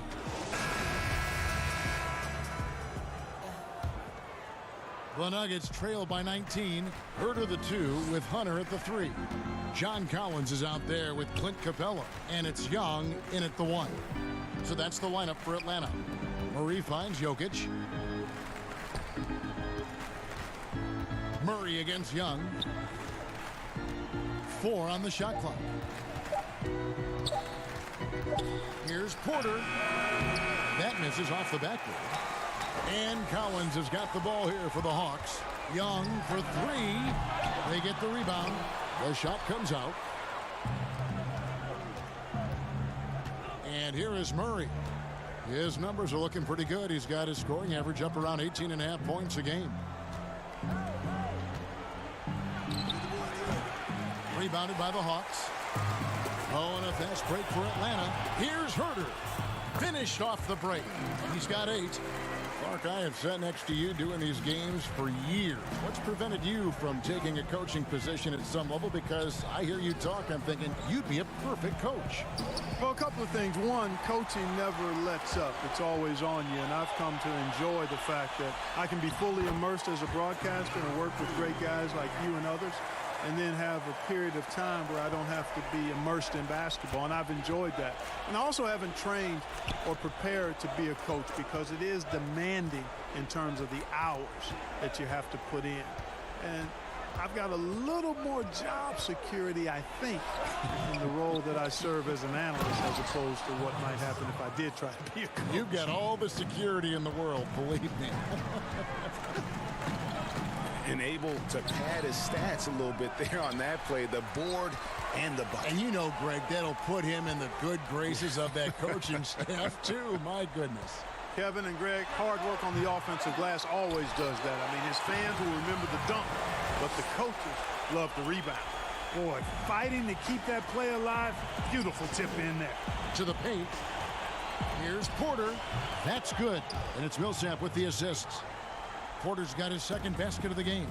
Well, doing a little bit of everything. Millsap terrific at moving the ball, sensing when a teammate has a good look. It doesn't stick with him. And it goes out of bounds. Last touch by Collins. And that's just carelessness there. I mean, you have got to have your head in the game. Here's what Atlanta's going with right now. Vince Carter, who's checked in for Hunter. Reddish comes in for Kevin Huerter. And it's Teagan for Trae Young. And then for Denver, Jeremy Grant, he's checked in for Millsap. Bol comes in for Michael Porter. And Monte Morris subbed in for Jamal Murray. And the dunk by Grant. Man, Grant has great intensity on his drives to the basket. I mean, there's a ferocity with which he drives that's quite unique. Nice pass that time. What excellent vision by Jeff Teague out there. A three from Morris. Carter pulls it in. And the great shooters know when they've got enough opening to go for the three. I didn't think it was a bad choice on that possession. Controls the rebound and puts it back up and in. And they've got a big lead, not just on the scoreboard, but really in the rebounding numbers as well. And what I like about it, Greg, it's been a physical brand of basketball. It's had a little sandpaper element to it. Gritty and rough, but that's how you win games. And Reddish with the slam. I tell you, he's playing the game with pure excitement right now. He capped off that dunk with some serious hang time on the rim. Yeah, just couldn't contain himself. Couldn't control himself there. And Teague, here we go, beyond the arc. And it's Capella missing. Denver's gone 0 of 2 from deep to start things here in the second half. Jokic finds Grant, and it's good, 2 points. Grant's got 4 points this quarter. And Grant really embraces contact, relishes it, as a matter of fact. He has no fear going to the rim or going into a shot. Teague, the pass to Capella. Now, here's Reddish. Guarded closely. And Reddish with the slam. Oh, that's straight TNT, baby. Explosive. That was pretty, and he just has that effortless knack for getting inside. Tell you what, you'd hate to be the guy having the responsibility of guarding him. And it's good for 2. A super fast release of Jeff Teague and incredibly lethal catch-and-shoot player. Collins kicks to Reddish. Drains it from beyond the arc. Reddish has got 11 points. And at the offensive end, he's done about as much as they could have hoped for today. 1 second separating the shot clock and game clock. Grant the pass to Morris. Here's Craig. He hits the back iron and sinks the shot. He's got 6. Collins against Grant. Stolen by Grant. Jokic on top. And there's another one for the Nuggets. Jokic is such a developed offensive player. He's really good at taking advantage of these mid-range spots. And at the end of the third quarter, and there may not be a lot of drama down the stretch as we head into the fourth quarter, but stranger things have happened.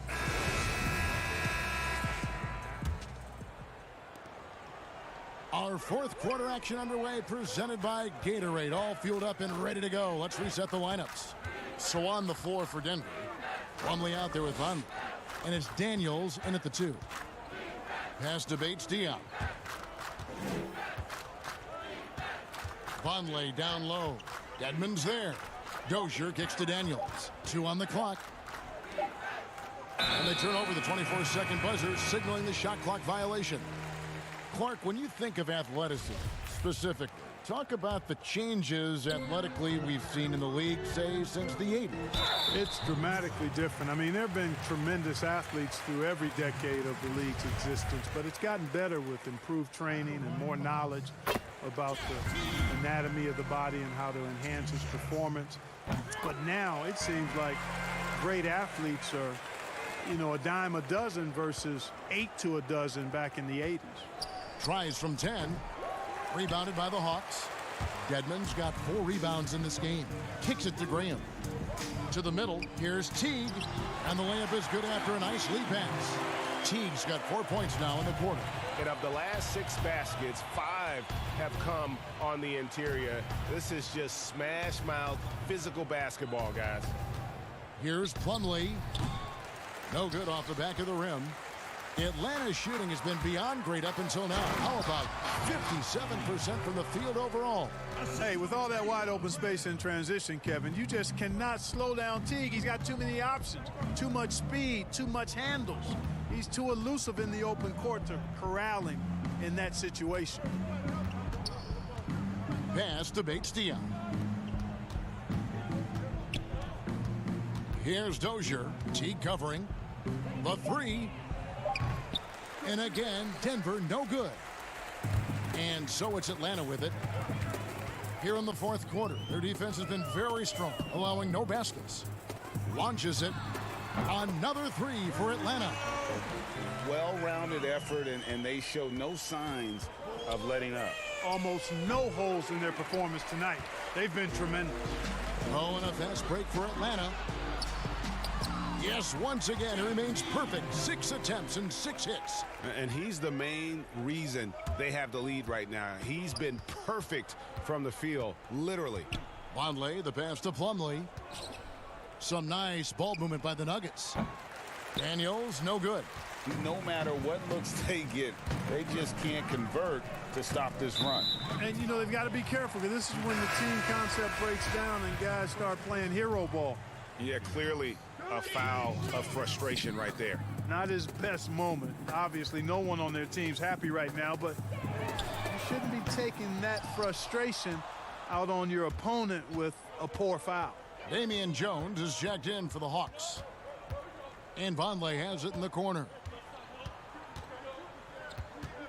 The pass to Dozier.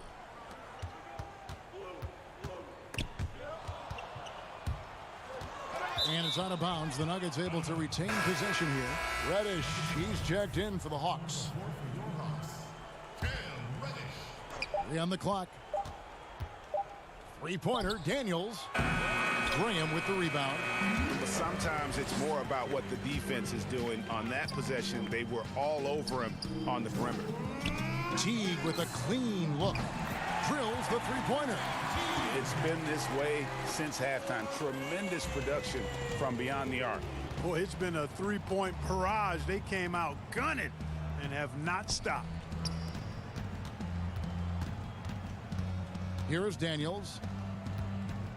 Here's Vonleh. Gets the 14-footer to fall. Vonleh's got his first points of the night. And with that bucket, he ceases a 14-0 run by Atlanta. The feed to Graham. And the basket is good, and he's got a chance here for one more at the line. Given the size disadvantage, you have to have a lot of confidence to take that shot. And you know what? He does. I mean, in the NBA, you've got to have ways to score over defenders of all sizes. Bol, he's checked in for Mason Plumlee. Clark, we hear a lot about the young basketball players in this country, the good ones playing in the AAU system. Is that the best way to develop talent for the NBA? It's one of the better ways because the competition level is quite good across regions and throughout the country with these AAU teams. I think there's some great AAU programs and some tremendous benefits to participating in AAU basketball. Some things are better than others with it, but overall, I think it's pretty solid. Yes, and with this one winding down, it's obvious to everyone who watched it. Just a total mismatch and a true show of strength for the Hawks.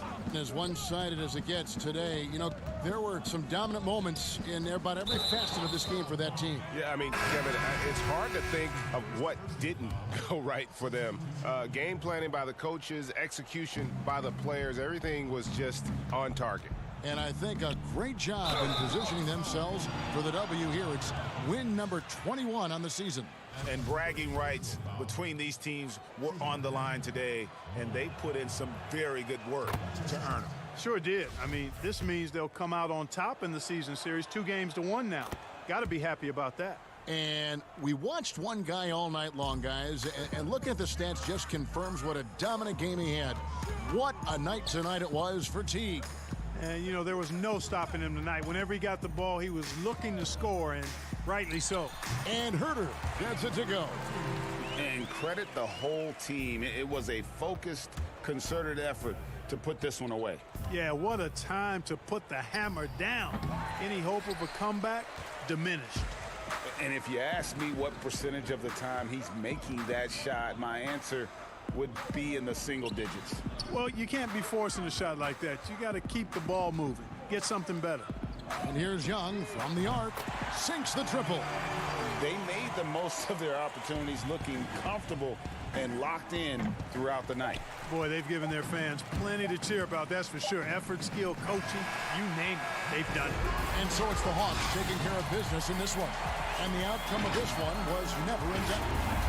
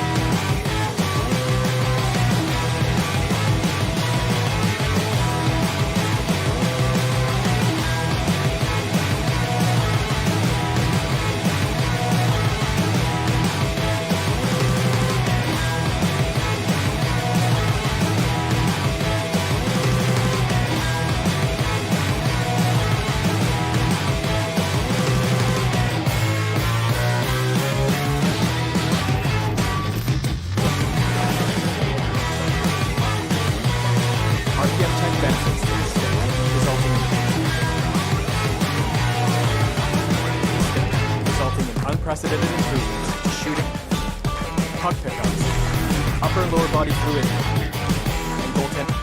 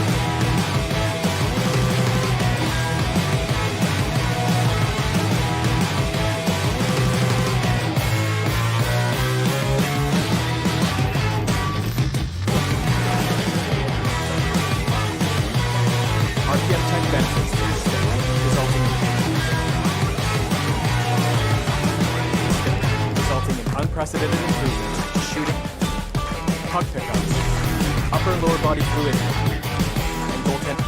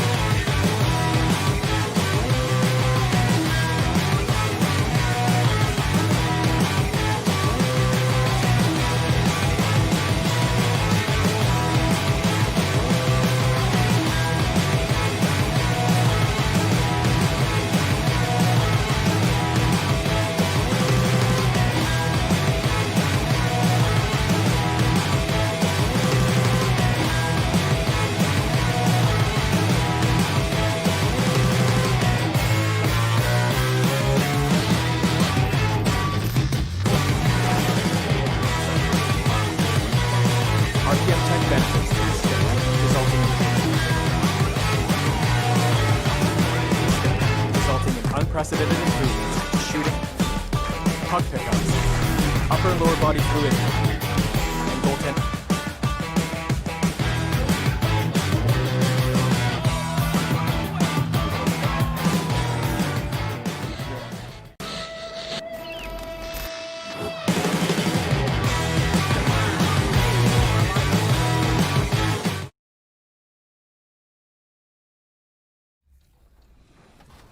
Welcome back to 2K TV. Bill Simmons, the sports guy.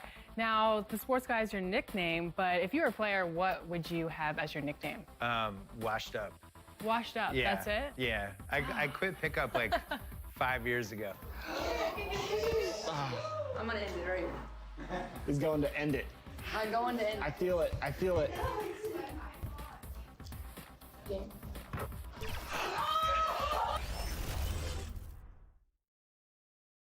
The 76ers anxious to get off the bus and get down to and with well, Joel. Thank you, David. We've got a terrific front court matchup tonight. Chris, you were the prototypical 4 when you played. Who was the toughest power forward you had to defend? Okay, well, I'm going to give you the same answer I always have. When I was in the West Coast, any given week, this is who I had to guard in a week's time. Tim Duncan, Garnett, Nowitzki, Rasheed Wallace, Robert Horry, Karl Malone. That was all in the West Coast, and I think I played in the golden era of power forwards, and so I would just say put all their names in the hat, pick one out, and that's who was the toughest, because it was like that every night. Hall of Famers, including yourself. Look at the 76ers starting group. Richardson and Harris filling out the wings. The talented combo up front, Horford and Embiid. And it's Milton in at the 1. And for the Hawks, Hunter at the 3 with Collins at the 4. Young and Herter make up the backcourt. And it's Capella in at the 5 spot. And there's the shot clock violation. Couldn't get the shot off in time.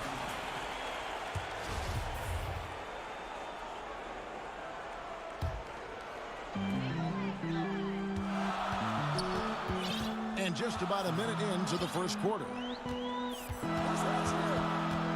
From deep three-point range, and Trae Young hits from deep. The most lethal part of Young's game. His outside shot is often on the money. Harris, no good. Playing the revenge card right there. Trying to get those 3 points right back. Didn't work.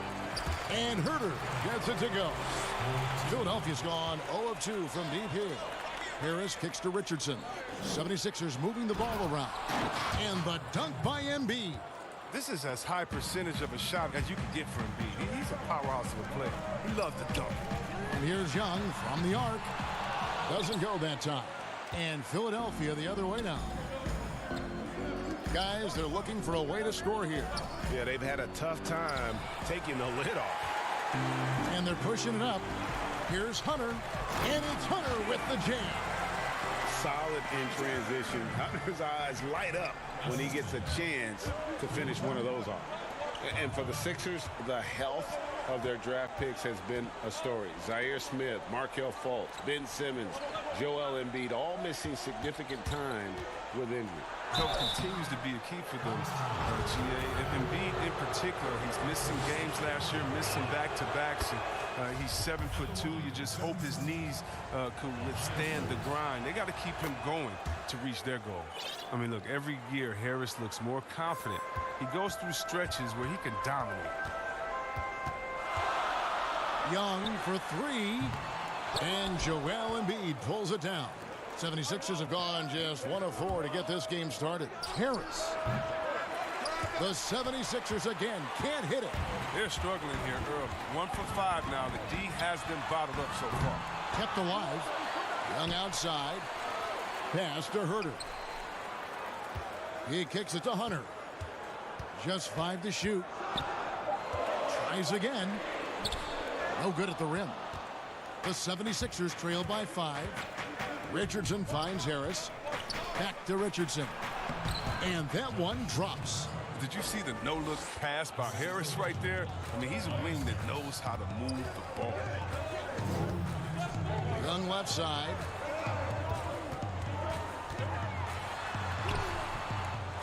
Here's Collins. And he converts the layup.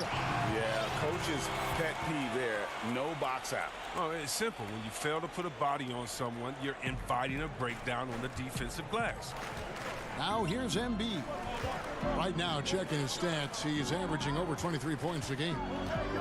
It's Richardson on the wing. Passes it to Embiid. Now here's Horford. And Capella sends it back. It seems to improve his shot blocking every year. I mean, Capella is outstanding at using his length to swat away shots. The shot, no good. Pass to Embiid. And the rejection by Collins. And that's out of bounds. Philadelphia will retain possession. And it's a completely new group for Atlanta. Scott kicks to Robinson. The pass to Neto.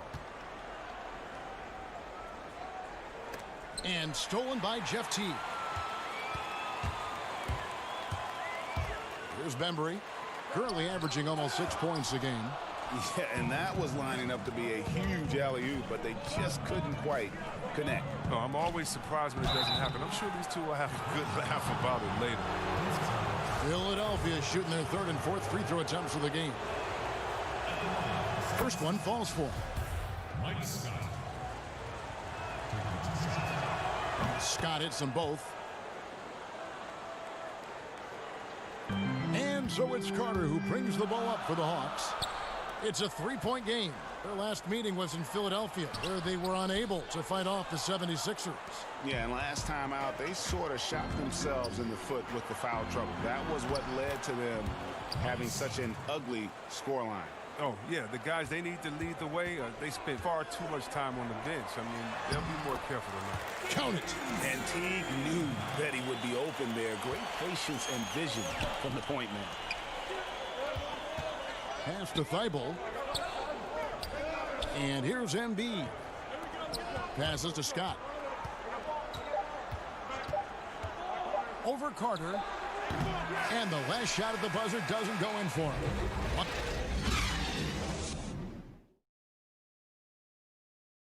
Al Horford was born in the Dominican Republic, and he talked about why he gravitated. Coming from a place where, baseball is what's... Wanted to follow in his father's footsteps. And what a career. College championships at Florida, an all-star in the NBA. I think he made the right choice. And we hope you're enjoying the game. Both teams tonight keeping things pretty even so far on the scoreboard.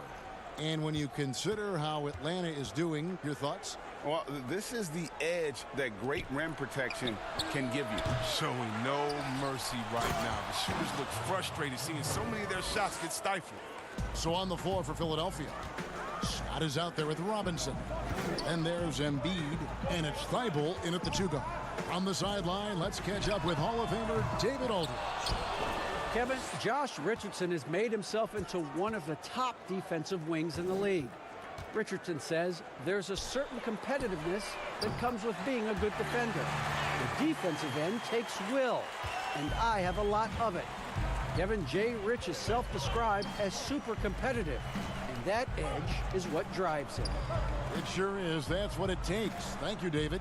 And here's Embiid following the three-pointer from Cam Reddish. Back to Neto. Down to 5 on the shot clock. The 76ers need to get off a shot. Robinson misses. Atlanta leading by 4. Here's Reddish. That one falls coming off Carter's feet. Reddish just got 5. Oh, forget about three-pointers. Give me a look from right in tight. I'll take it all day long. Here's Neto. Teague covering. Pass to Thibault.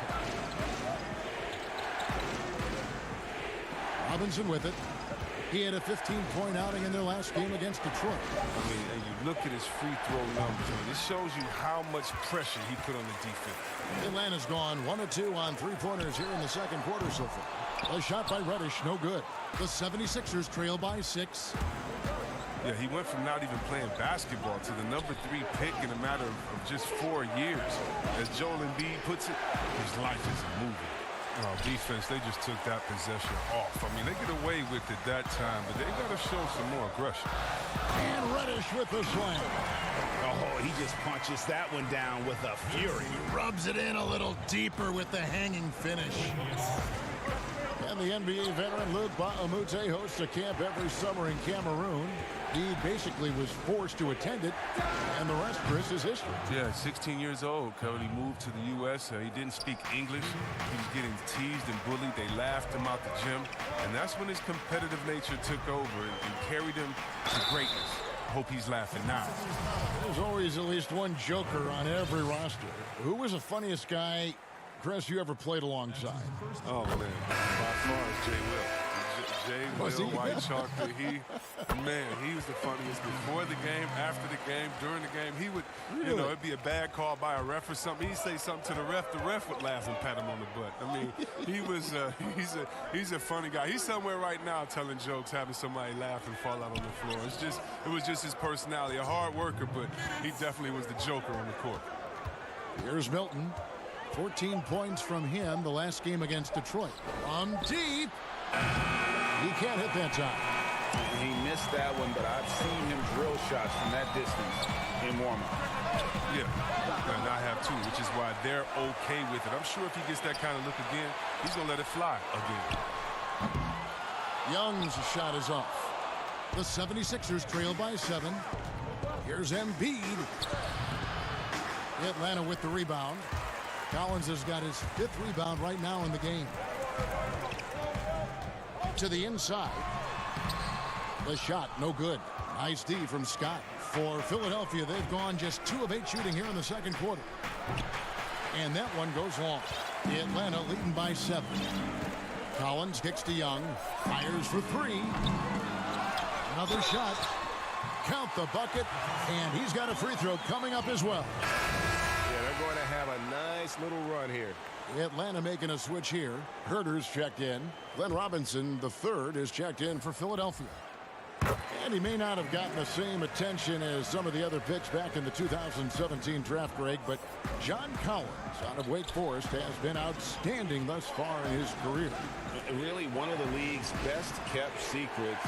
Tremendous athleticism, also great hands, and just has a knack for moving to the open spot around that rim.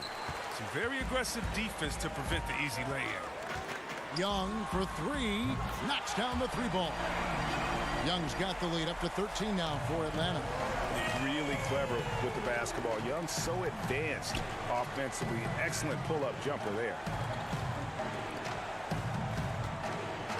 Here's Thibault. Robinson left side. Here's Korkmaz. Offensive struggles continue, missing again. And offensively, they've gotten stuck on the perimeter, falling in love with the jumper. On deep, Collins. Another three for Atlanta. Offensively, defensively, they are in total control. Starting to take over here, building a big lead that could ultimately prove insurmountable. And right there, Young. Thank you, David, and we'll be right back after halftime to start the third quarter. And now, the 2K Sports Halftime Show. Hey folks, a competitive matchup for Atlanta in the first quarter. They were on a nice little roll in that opening. And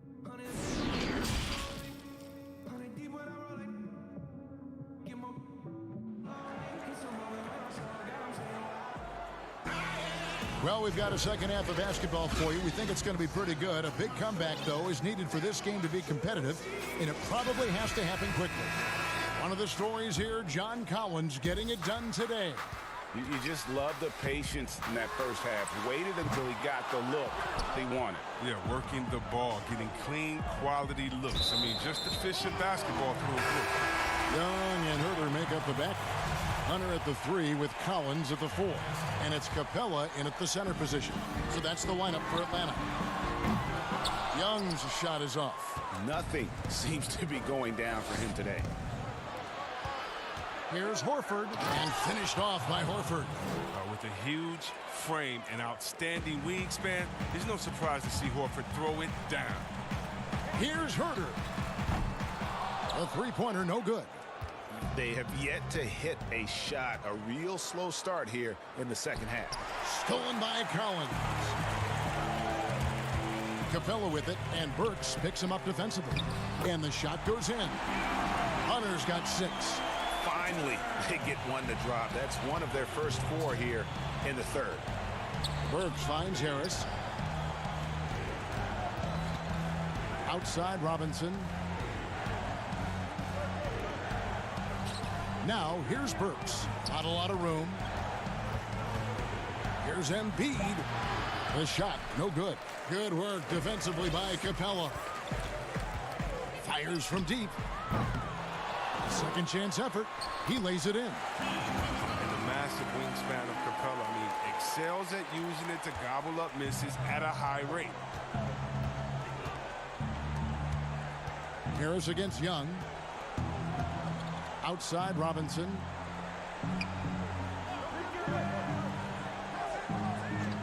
Now the pass to Embiid. Back to Robinson. And Harris wide open. He shoots, and that's good. Robinson picking up the assist. Catch and drain. Harris is a dead-eye shooter. He provides great space. Young's shot is off. His three-point game hasn't been there for him today, but don't sleep on him. At any moment, he could get his touch back. They've tailored their offense around him, and let me tell you, he loves playing in this system. And here's Young. After Tobias Harris getting his shot to go from deep, and it's Hunter with the jam. And boy, when Hunter's aggressive, good things seem to happen for him and his team. And here's Harris from the arc. And the 76ers get it back. From deep three-point range, rebound by the Hawks. They led by as many as 18 points. Following this one, they get to host the Cavaliers.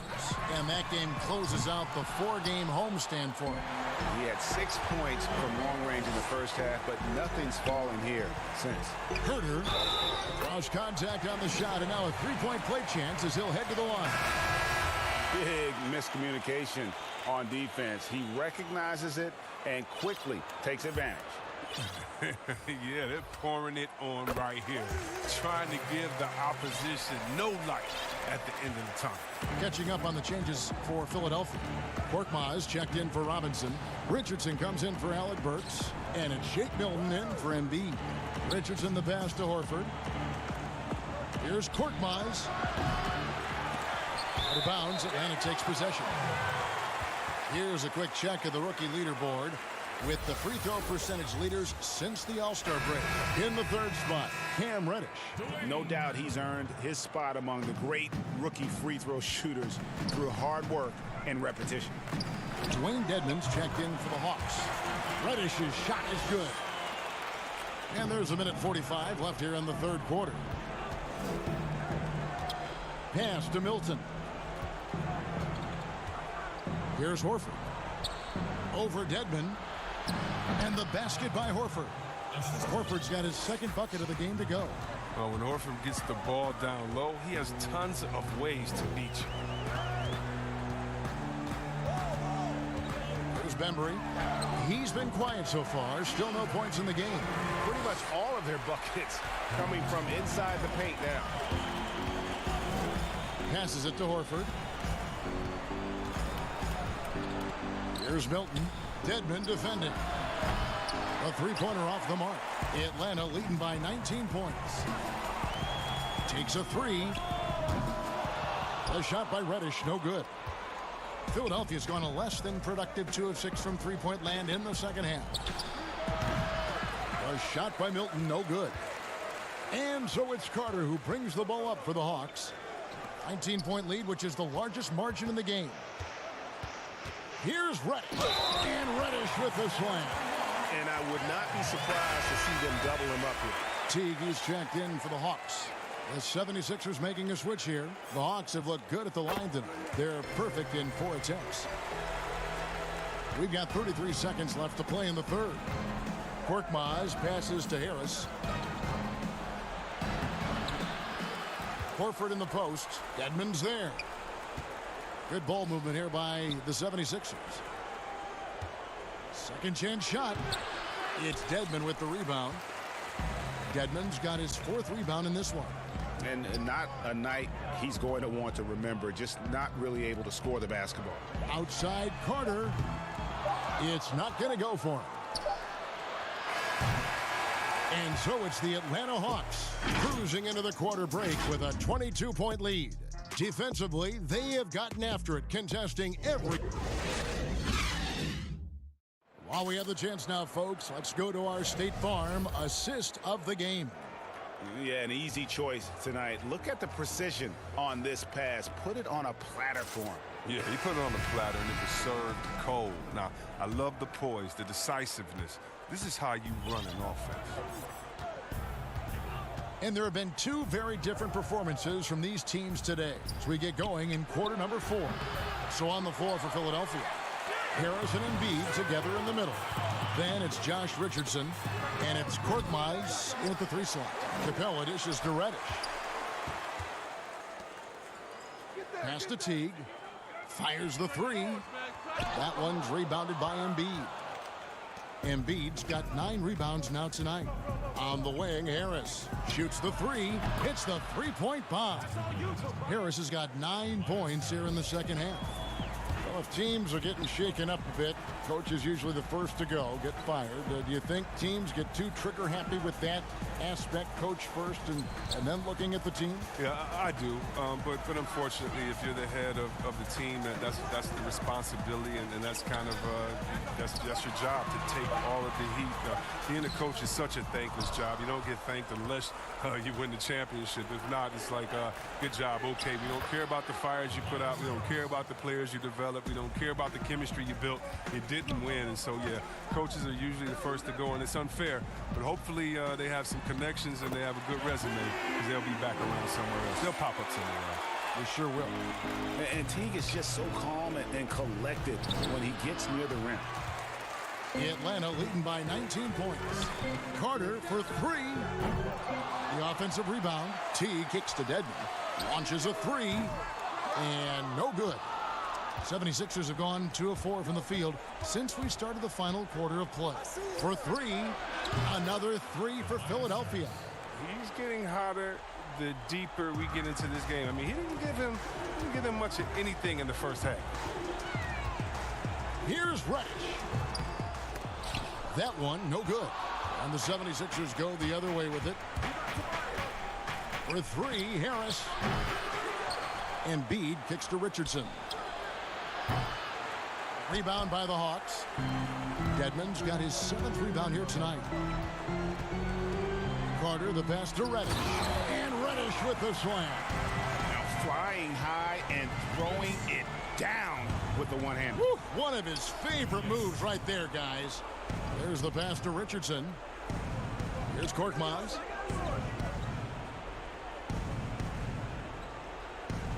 Inside.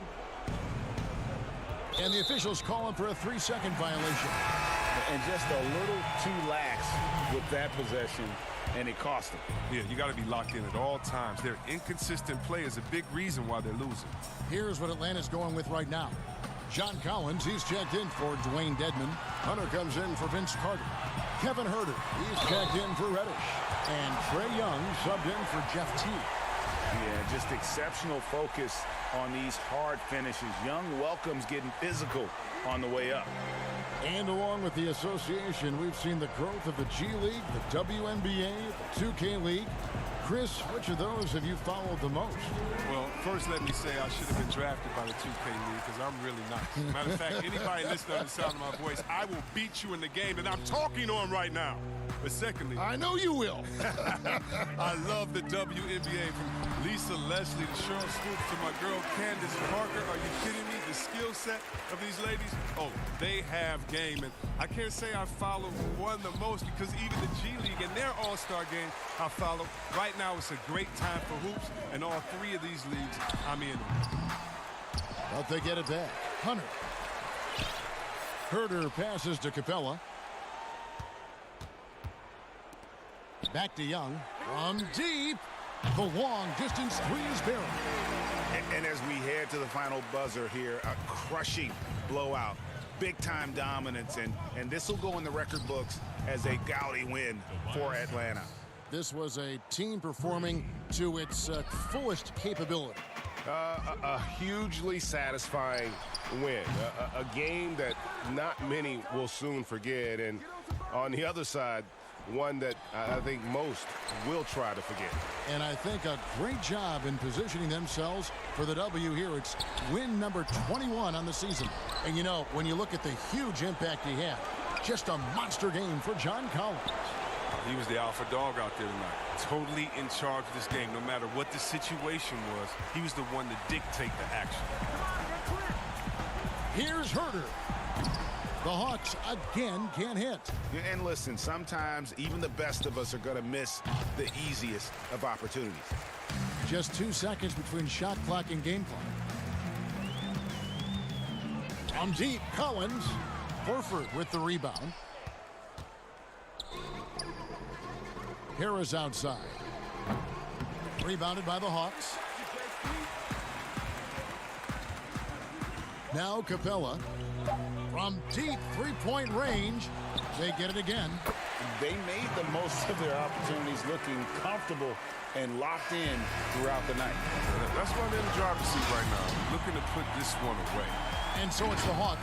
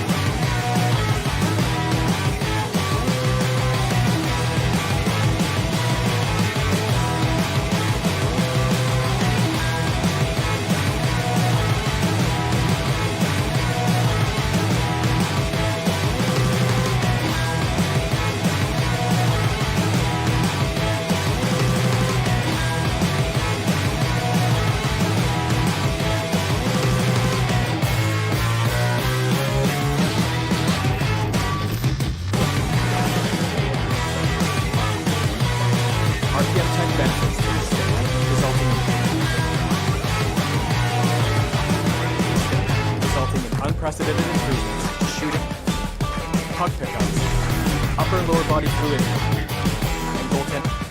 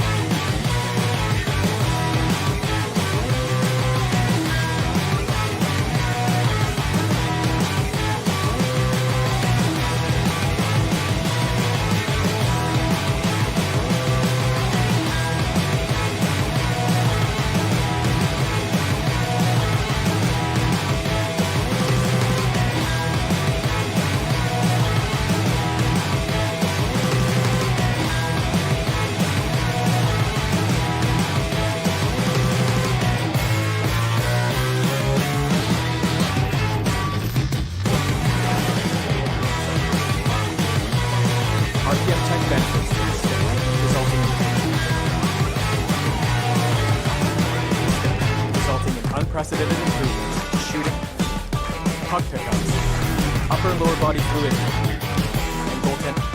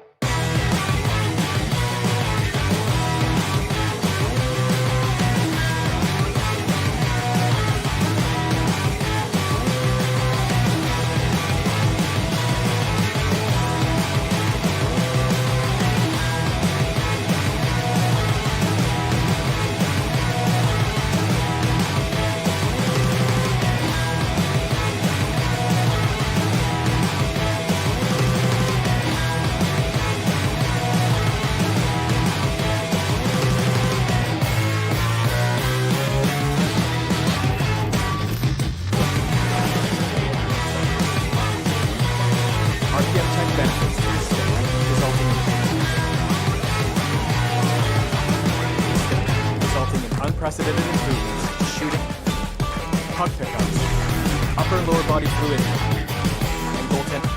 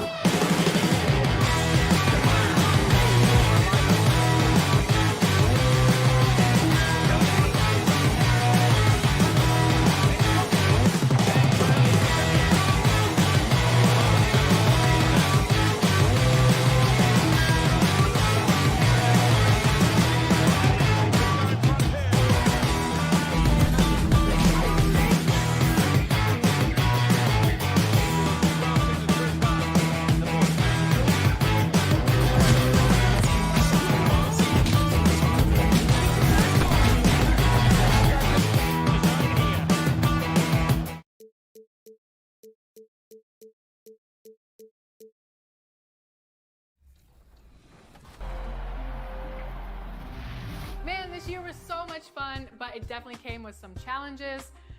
Thank goodness for 2K. That's right. In fact, it's been an honor for us to share our time and our episodes with you, the fans, the community. And the big news is NBA 2K TV is returning for Season 7. Yes, we're coming your way on September 4th. All new episodes of NBA 2K TV and NBA. A view of the Atlanta skyline. Well, the G League continues to be a great asset for the NBA. Great stuff, David. Thank you. And let's check out a breakdown. Looking at some stats for Morris. And guys, it hasn't been pretty for him in the past 5 games. He's having one of those scoring slumps that all players go through at some point in the season. But I know he hadn't lost his confidence, and I expect this young man to get after it here tonight.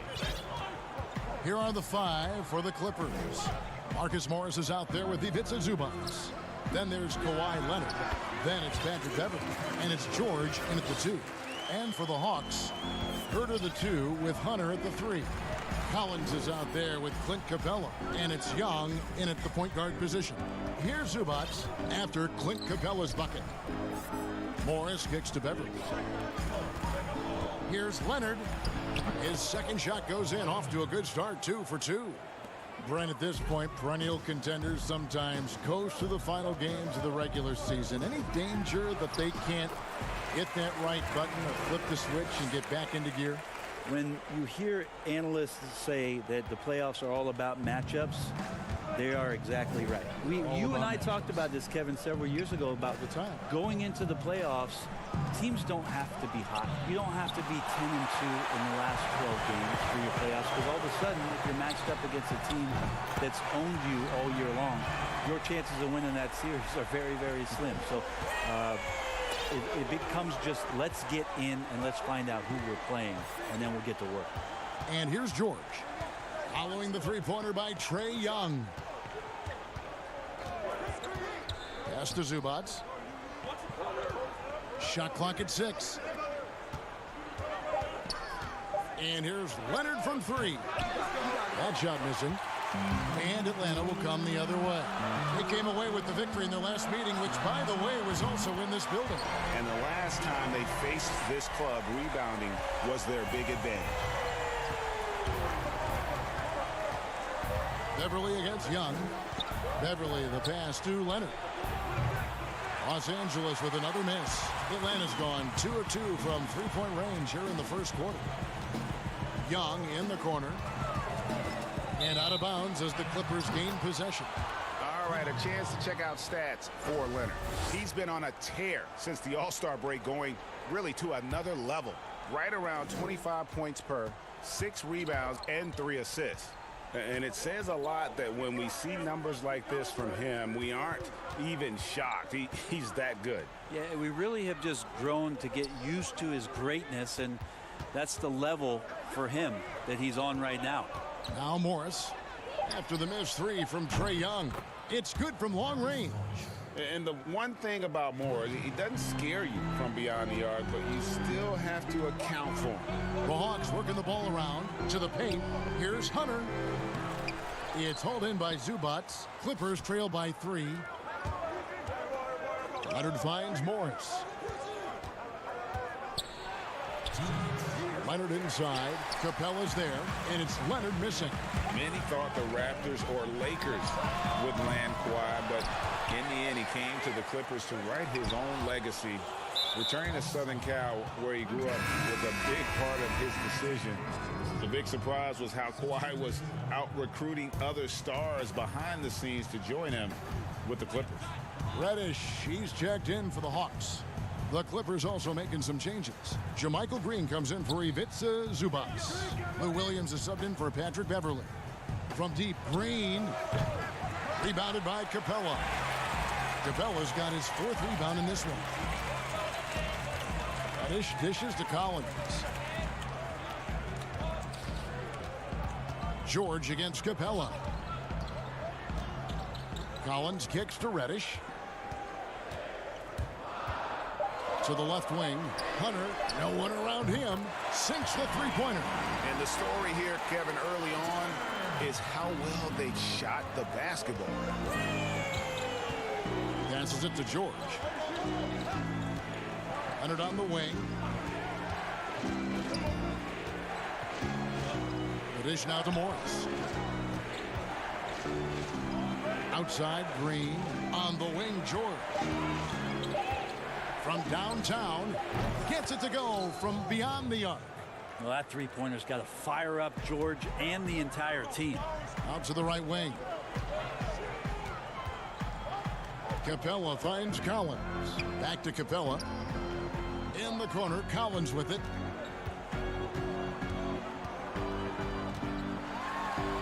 Banked in off the glass. It's pretty clear that Collins is settling in to the strengths of his game. It's George on the wing. He had a 15-point outing in their last game against the Warriors in San Francisco. Now Williams. And Capella sends it back. Trae Young, he's feeling it tonight and has been the driving force for Atlanta. He notched 8 points in the quarter and has that terrific basketball.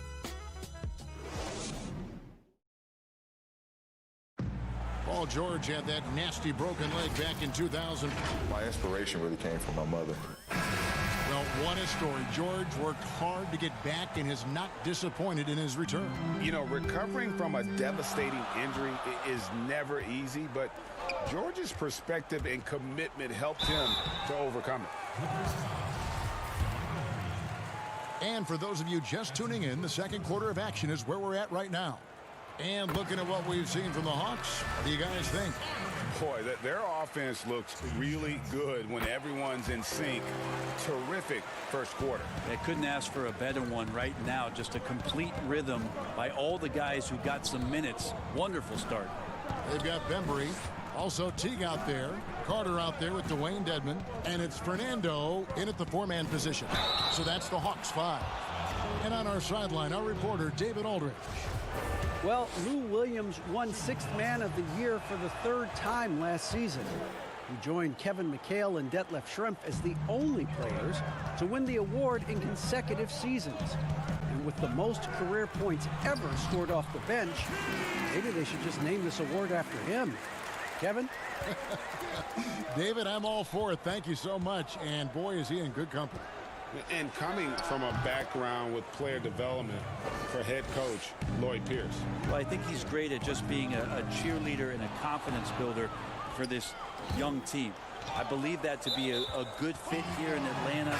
He brings a great hands-on approach, and very, very important for him to think about player development as these young guys grow together. Zubac is checked in for the Clippers. Teague with a clean look. It's hauled in by Zubac, and there's the foul. It's on Dwayne Dedmon. That's his first foul, and the Clippers making a switch here. Beverly's checked in.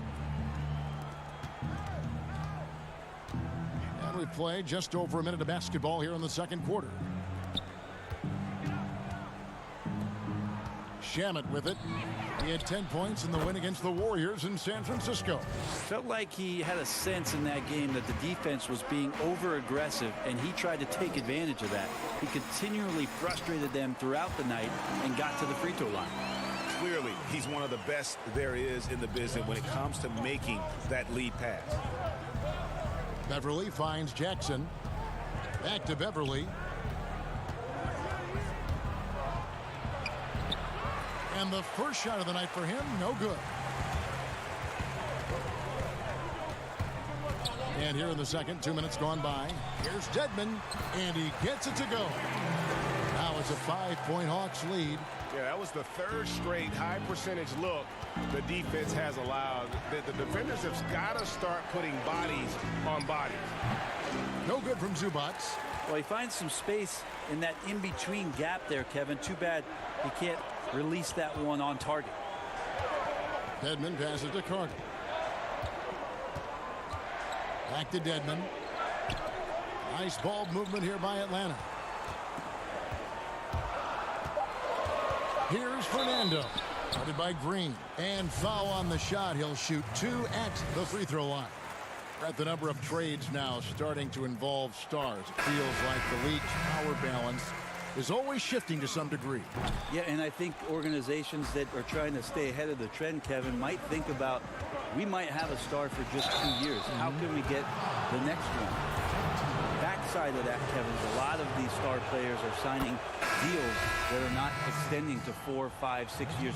You can't even do that anymore. So you get a guy for a couple years. What he wants to do is maximize his earning potential for 1 or 2 seasons, become a free agent again, and then look around the league where opportunities not only to win, but to also cash in. That's what's happening in today's game. Morris is checked in for Jermichael Green. Reddish takes it off the glass. Reddish has got his first 2 points of the night. You know, Dedmon's not going to get a lot of possessions like that, but makes a very good decision. Finds an open teammate. Outside Jackson, and stolen by Jeff T. And the call on the shot that sends him to the line.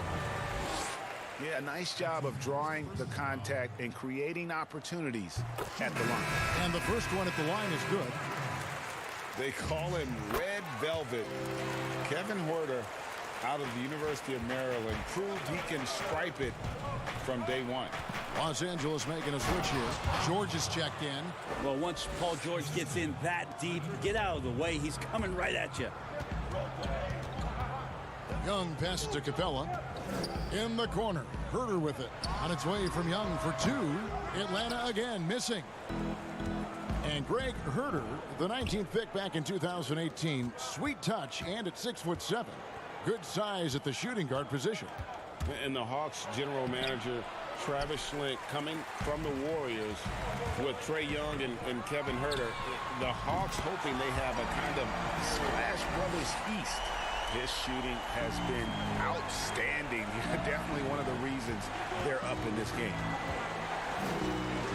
Shamet.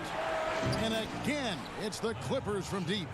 Nice answer back there. Love to see the competitiveness. Yeah, both teams finding ways to the three-point line and trying to take advantage from distance. And of the last 6 baskets, 5 have come on the interior. This is just smash mouth physical basketball, guys. Lots of room. Another one falls for the Clippers. And I like the fact that he really was unfazed by that scoreless first quarter, and now you can see him getting into a rhythm. Back to Young. He kicks it to Capella. Shoots over Zubac. Reverses. Collins finds Young. He sinks the 11-footer. Young's got 13. And they continue to control the glass. Here's George. No good on the shot. The defense ready for him on that possession. They had to be, because he is so strong in the paint. Rebound by the Hawks. Collins has got 4 rebounds now tonight. Here's the 3. And he got that one up in time, but doesn't go in. And so it... All right, thank you, David. And folks, don't go away. After the break, we'll see you right back here. It's the 2K Sports Halftime Show. Hey, welcome back. We saw Trae Young lighting it up in the first half. He had 13 points, 2 assists, and 1 rebound.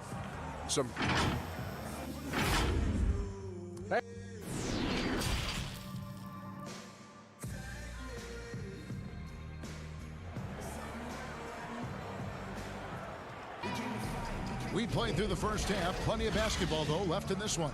It's been one outstanding game from Trae Young. Well, we'll find out if they were able to find an answer for him over the break. He was scoring with ease in that first half. Yeah, just way too easy out there, and I'm sure Coach is going to make that a priority at halftime. Getting underway in the second half. Here's the 5 for Doc Rivers. Morris is out there with Kawhi Leonard. Then it's Patrick Beverley. Then it's Ivica Zubac. And it's George in the shooting guard. He wants that one over again. I guarantee that. Nobody's even in the neighborhood. Herder passes to Hunter. Young in the corner. From the baseline. That's the 6th make from the field. He's taken 9 shots and missed but 3. Trae Young looking like one of those young players who on a nightly basis gives you something you haven't seen before. To the middle. Outside for George. Over Hunter. George, no good. Their game plan needs to change if they're going to get out of this hole because he is just not there offensively. Big man John Collins seeing the court that time. And here's Beverly. He brings it up for Los Angeles. A 12-point game. Their next game playing at home as the Nets come into town. And that's the first game in a string of 3 straight at home. And the ball's tied up, so we'll have a jump ball.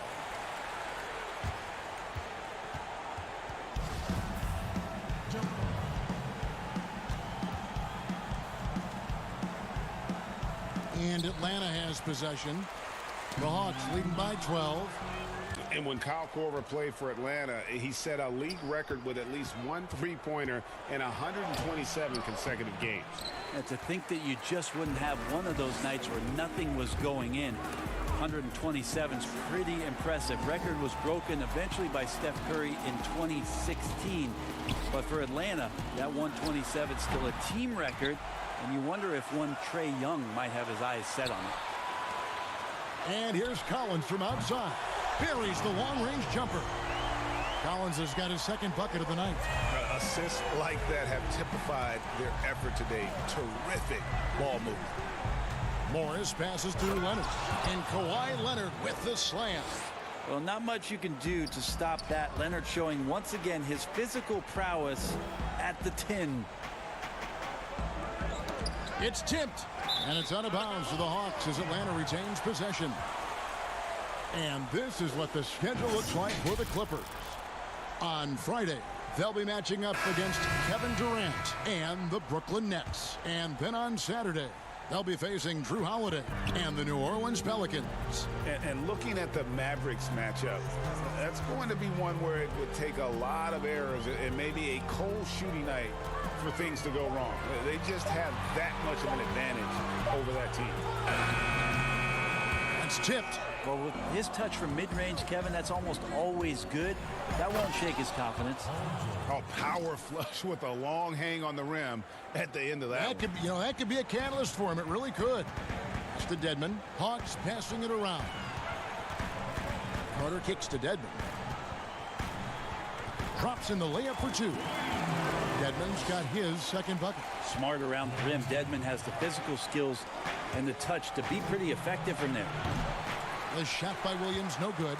The defense better tighten up on the mid-range. They're much, much tighter. You expect him to make every single one of those. And there's the pass to Teague.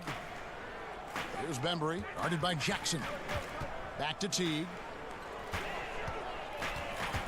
Up top, Dedmon. Just 5 on the clock. Misses off the right iron. Clippers trail by 13. And as long as Reggie Jackson is healthy, he's going to give you some punch as a lead guard. Solid scoring option and a guy who's also unselfish in terms of getting his teammates involved. Dedmon's shot is off. How about the timing he shows there to challenge that shot? Yeah, not easy to do there, and that's a guy that you can tell takes every possession defensively very seriously. Here's Bembry. Nails the baby hook. And the Hawks lead by 11. And for the last half decade, Reggie Jackson has been good for about 15 points a game. And that is about the consistency you can expect from Jackson. He's always been a talent. The key for him is just staying on the floor. Here's George. that one wide left. No doubt it's been a bit of a struggle for him here in this quarter in terms of scoring. T kicks to Carter. Now here's Dedmon. Guarded by Green. And the whistle blows as the basket counts and a three-point play chance right here. One free throw coming up. Landry Shamit's checked in for George. Atlanta shooting their 7th free throw attempt here. The free throw drops for Dedmon. Well, from the D-League to dominating defensively, Dwayne Dedmon hustling around. 3-second difference between shot clock and game clock. Jackson finds Leonard. Puts up a 3. Rebound by the Hawks. They've shown some strength in the paint today. Their work on the boards has been impressive. A shot by Reddish, no good. Outside, Green. Misses the shot. And so it's Atlanta sitting with a comfortable lead, up by 14. They've got their field goal. How about a look at today's State Farm assist of the game? And he may not be known as a pass-first guy playing out of the two-guard spot, but he shows here that he can dole out an assist or two when he needs to. Even though the position is called shooting guard, passing part of your responsibilities in today's game. And we reach the 4th quarter in a game that may be already out of hand. All right, now a chance to set the floor courtesy of Gatorade. 4th quarter action, all fueled up and ready to go. On the court for Atlanta. On the wings, Herder and Reddish. Then it's Collins, and it's Young, and it's Fernando in at the 5. Trae Young might be the last guy in this offense that you want to lose sight of. Here's Morris. Can't get it to fall. Atlanta leading by 17. Left side, Collins. It's good. Most every team now, Brent, looking to run when they can run. Who's the most lethal big man in transition? They can get baseline to baseline in a hurry and make a difference at the other end. Don't think I've seen any player do the type of things at his size and with his stride than Giannis. I just think there were eye-popping plays that people could not wrap their head around what it is he could do. Taking 2 steps from half court, lengthening out his right arm to finish at the rim, grabbing offensive rebounds from the block, not taking any steps and dunking it over the top and getting to the free throw line. Giannis running in transition as a big is a problem for the defense. And all that on the offense, but on his defensive side, he was always doing the same kind of things defensively. Blocking shots, blocking out, whatever the case may be. Yep, causing, I mean, just the simple fact of being a deterrent, Kevin, to people coming into the lane and using that length. I mean, Giannis Antetokounmpo is something special in that regard as a big. Both ends of the floor, I totally agree. The first one falls. As good as he is offensively, the challenge for Trae Young as the years go on here is to stand up defensively and shut down whoever he's guarding. Small and slender. If he can become just a little bit above average on that floor, that's a huge win for the entire team. Just over a minute and a half played here in the 4th. Beverly against Young. And here's Morris for 3. Beverly, great positioning on the putback. Oh, what terrific hustle. He's got a nose for the rebound. Craig, he's ferocious when the ball goes up. Collins against Morris. Now, here's Collins. D right on him. The 9-foot shot. And once again off the mark by Atlanta. And he said he's eager to change the narrative about his defensive shortcomings. But, Brent, what does Trae Young need to do to improve there? Well, I think he has to look at the approach that Steph Curry had. You remember with the Warriors, a lot of questions about Steph not being able to guard his position and shifting off with play. Well, Trae's got to accept that challenge as much as he's trying to lead this team offensively. If he can show defensively he can be consistent, that's going to go a long way for these young Hawks. And oh boy, a lot of contact there, but he gets the call and will shoot 2. And we all know what a tough cover Kawhi has become. The defender got caught in a bad position and is kicking himself for it now. Atlanta making a switch here. Hunter's checked in. And Los Angeles making a change here as well. George is checked in. Well, a great player on a great role at the charity stripe. The D has got to be careful about being too aggressive on him and sending him back for freebies. Some nice passing here by Los Angeles. Leonard looking around. To the right side. Beverly for three. Offensive rebound. Here's Morris. Pass to Zubac. They shoot again.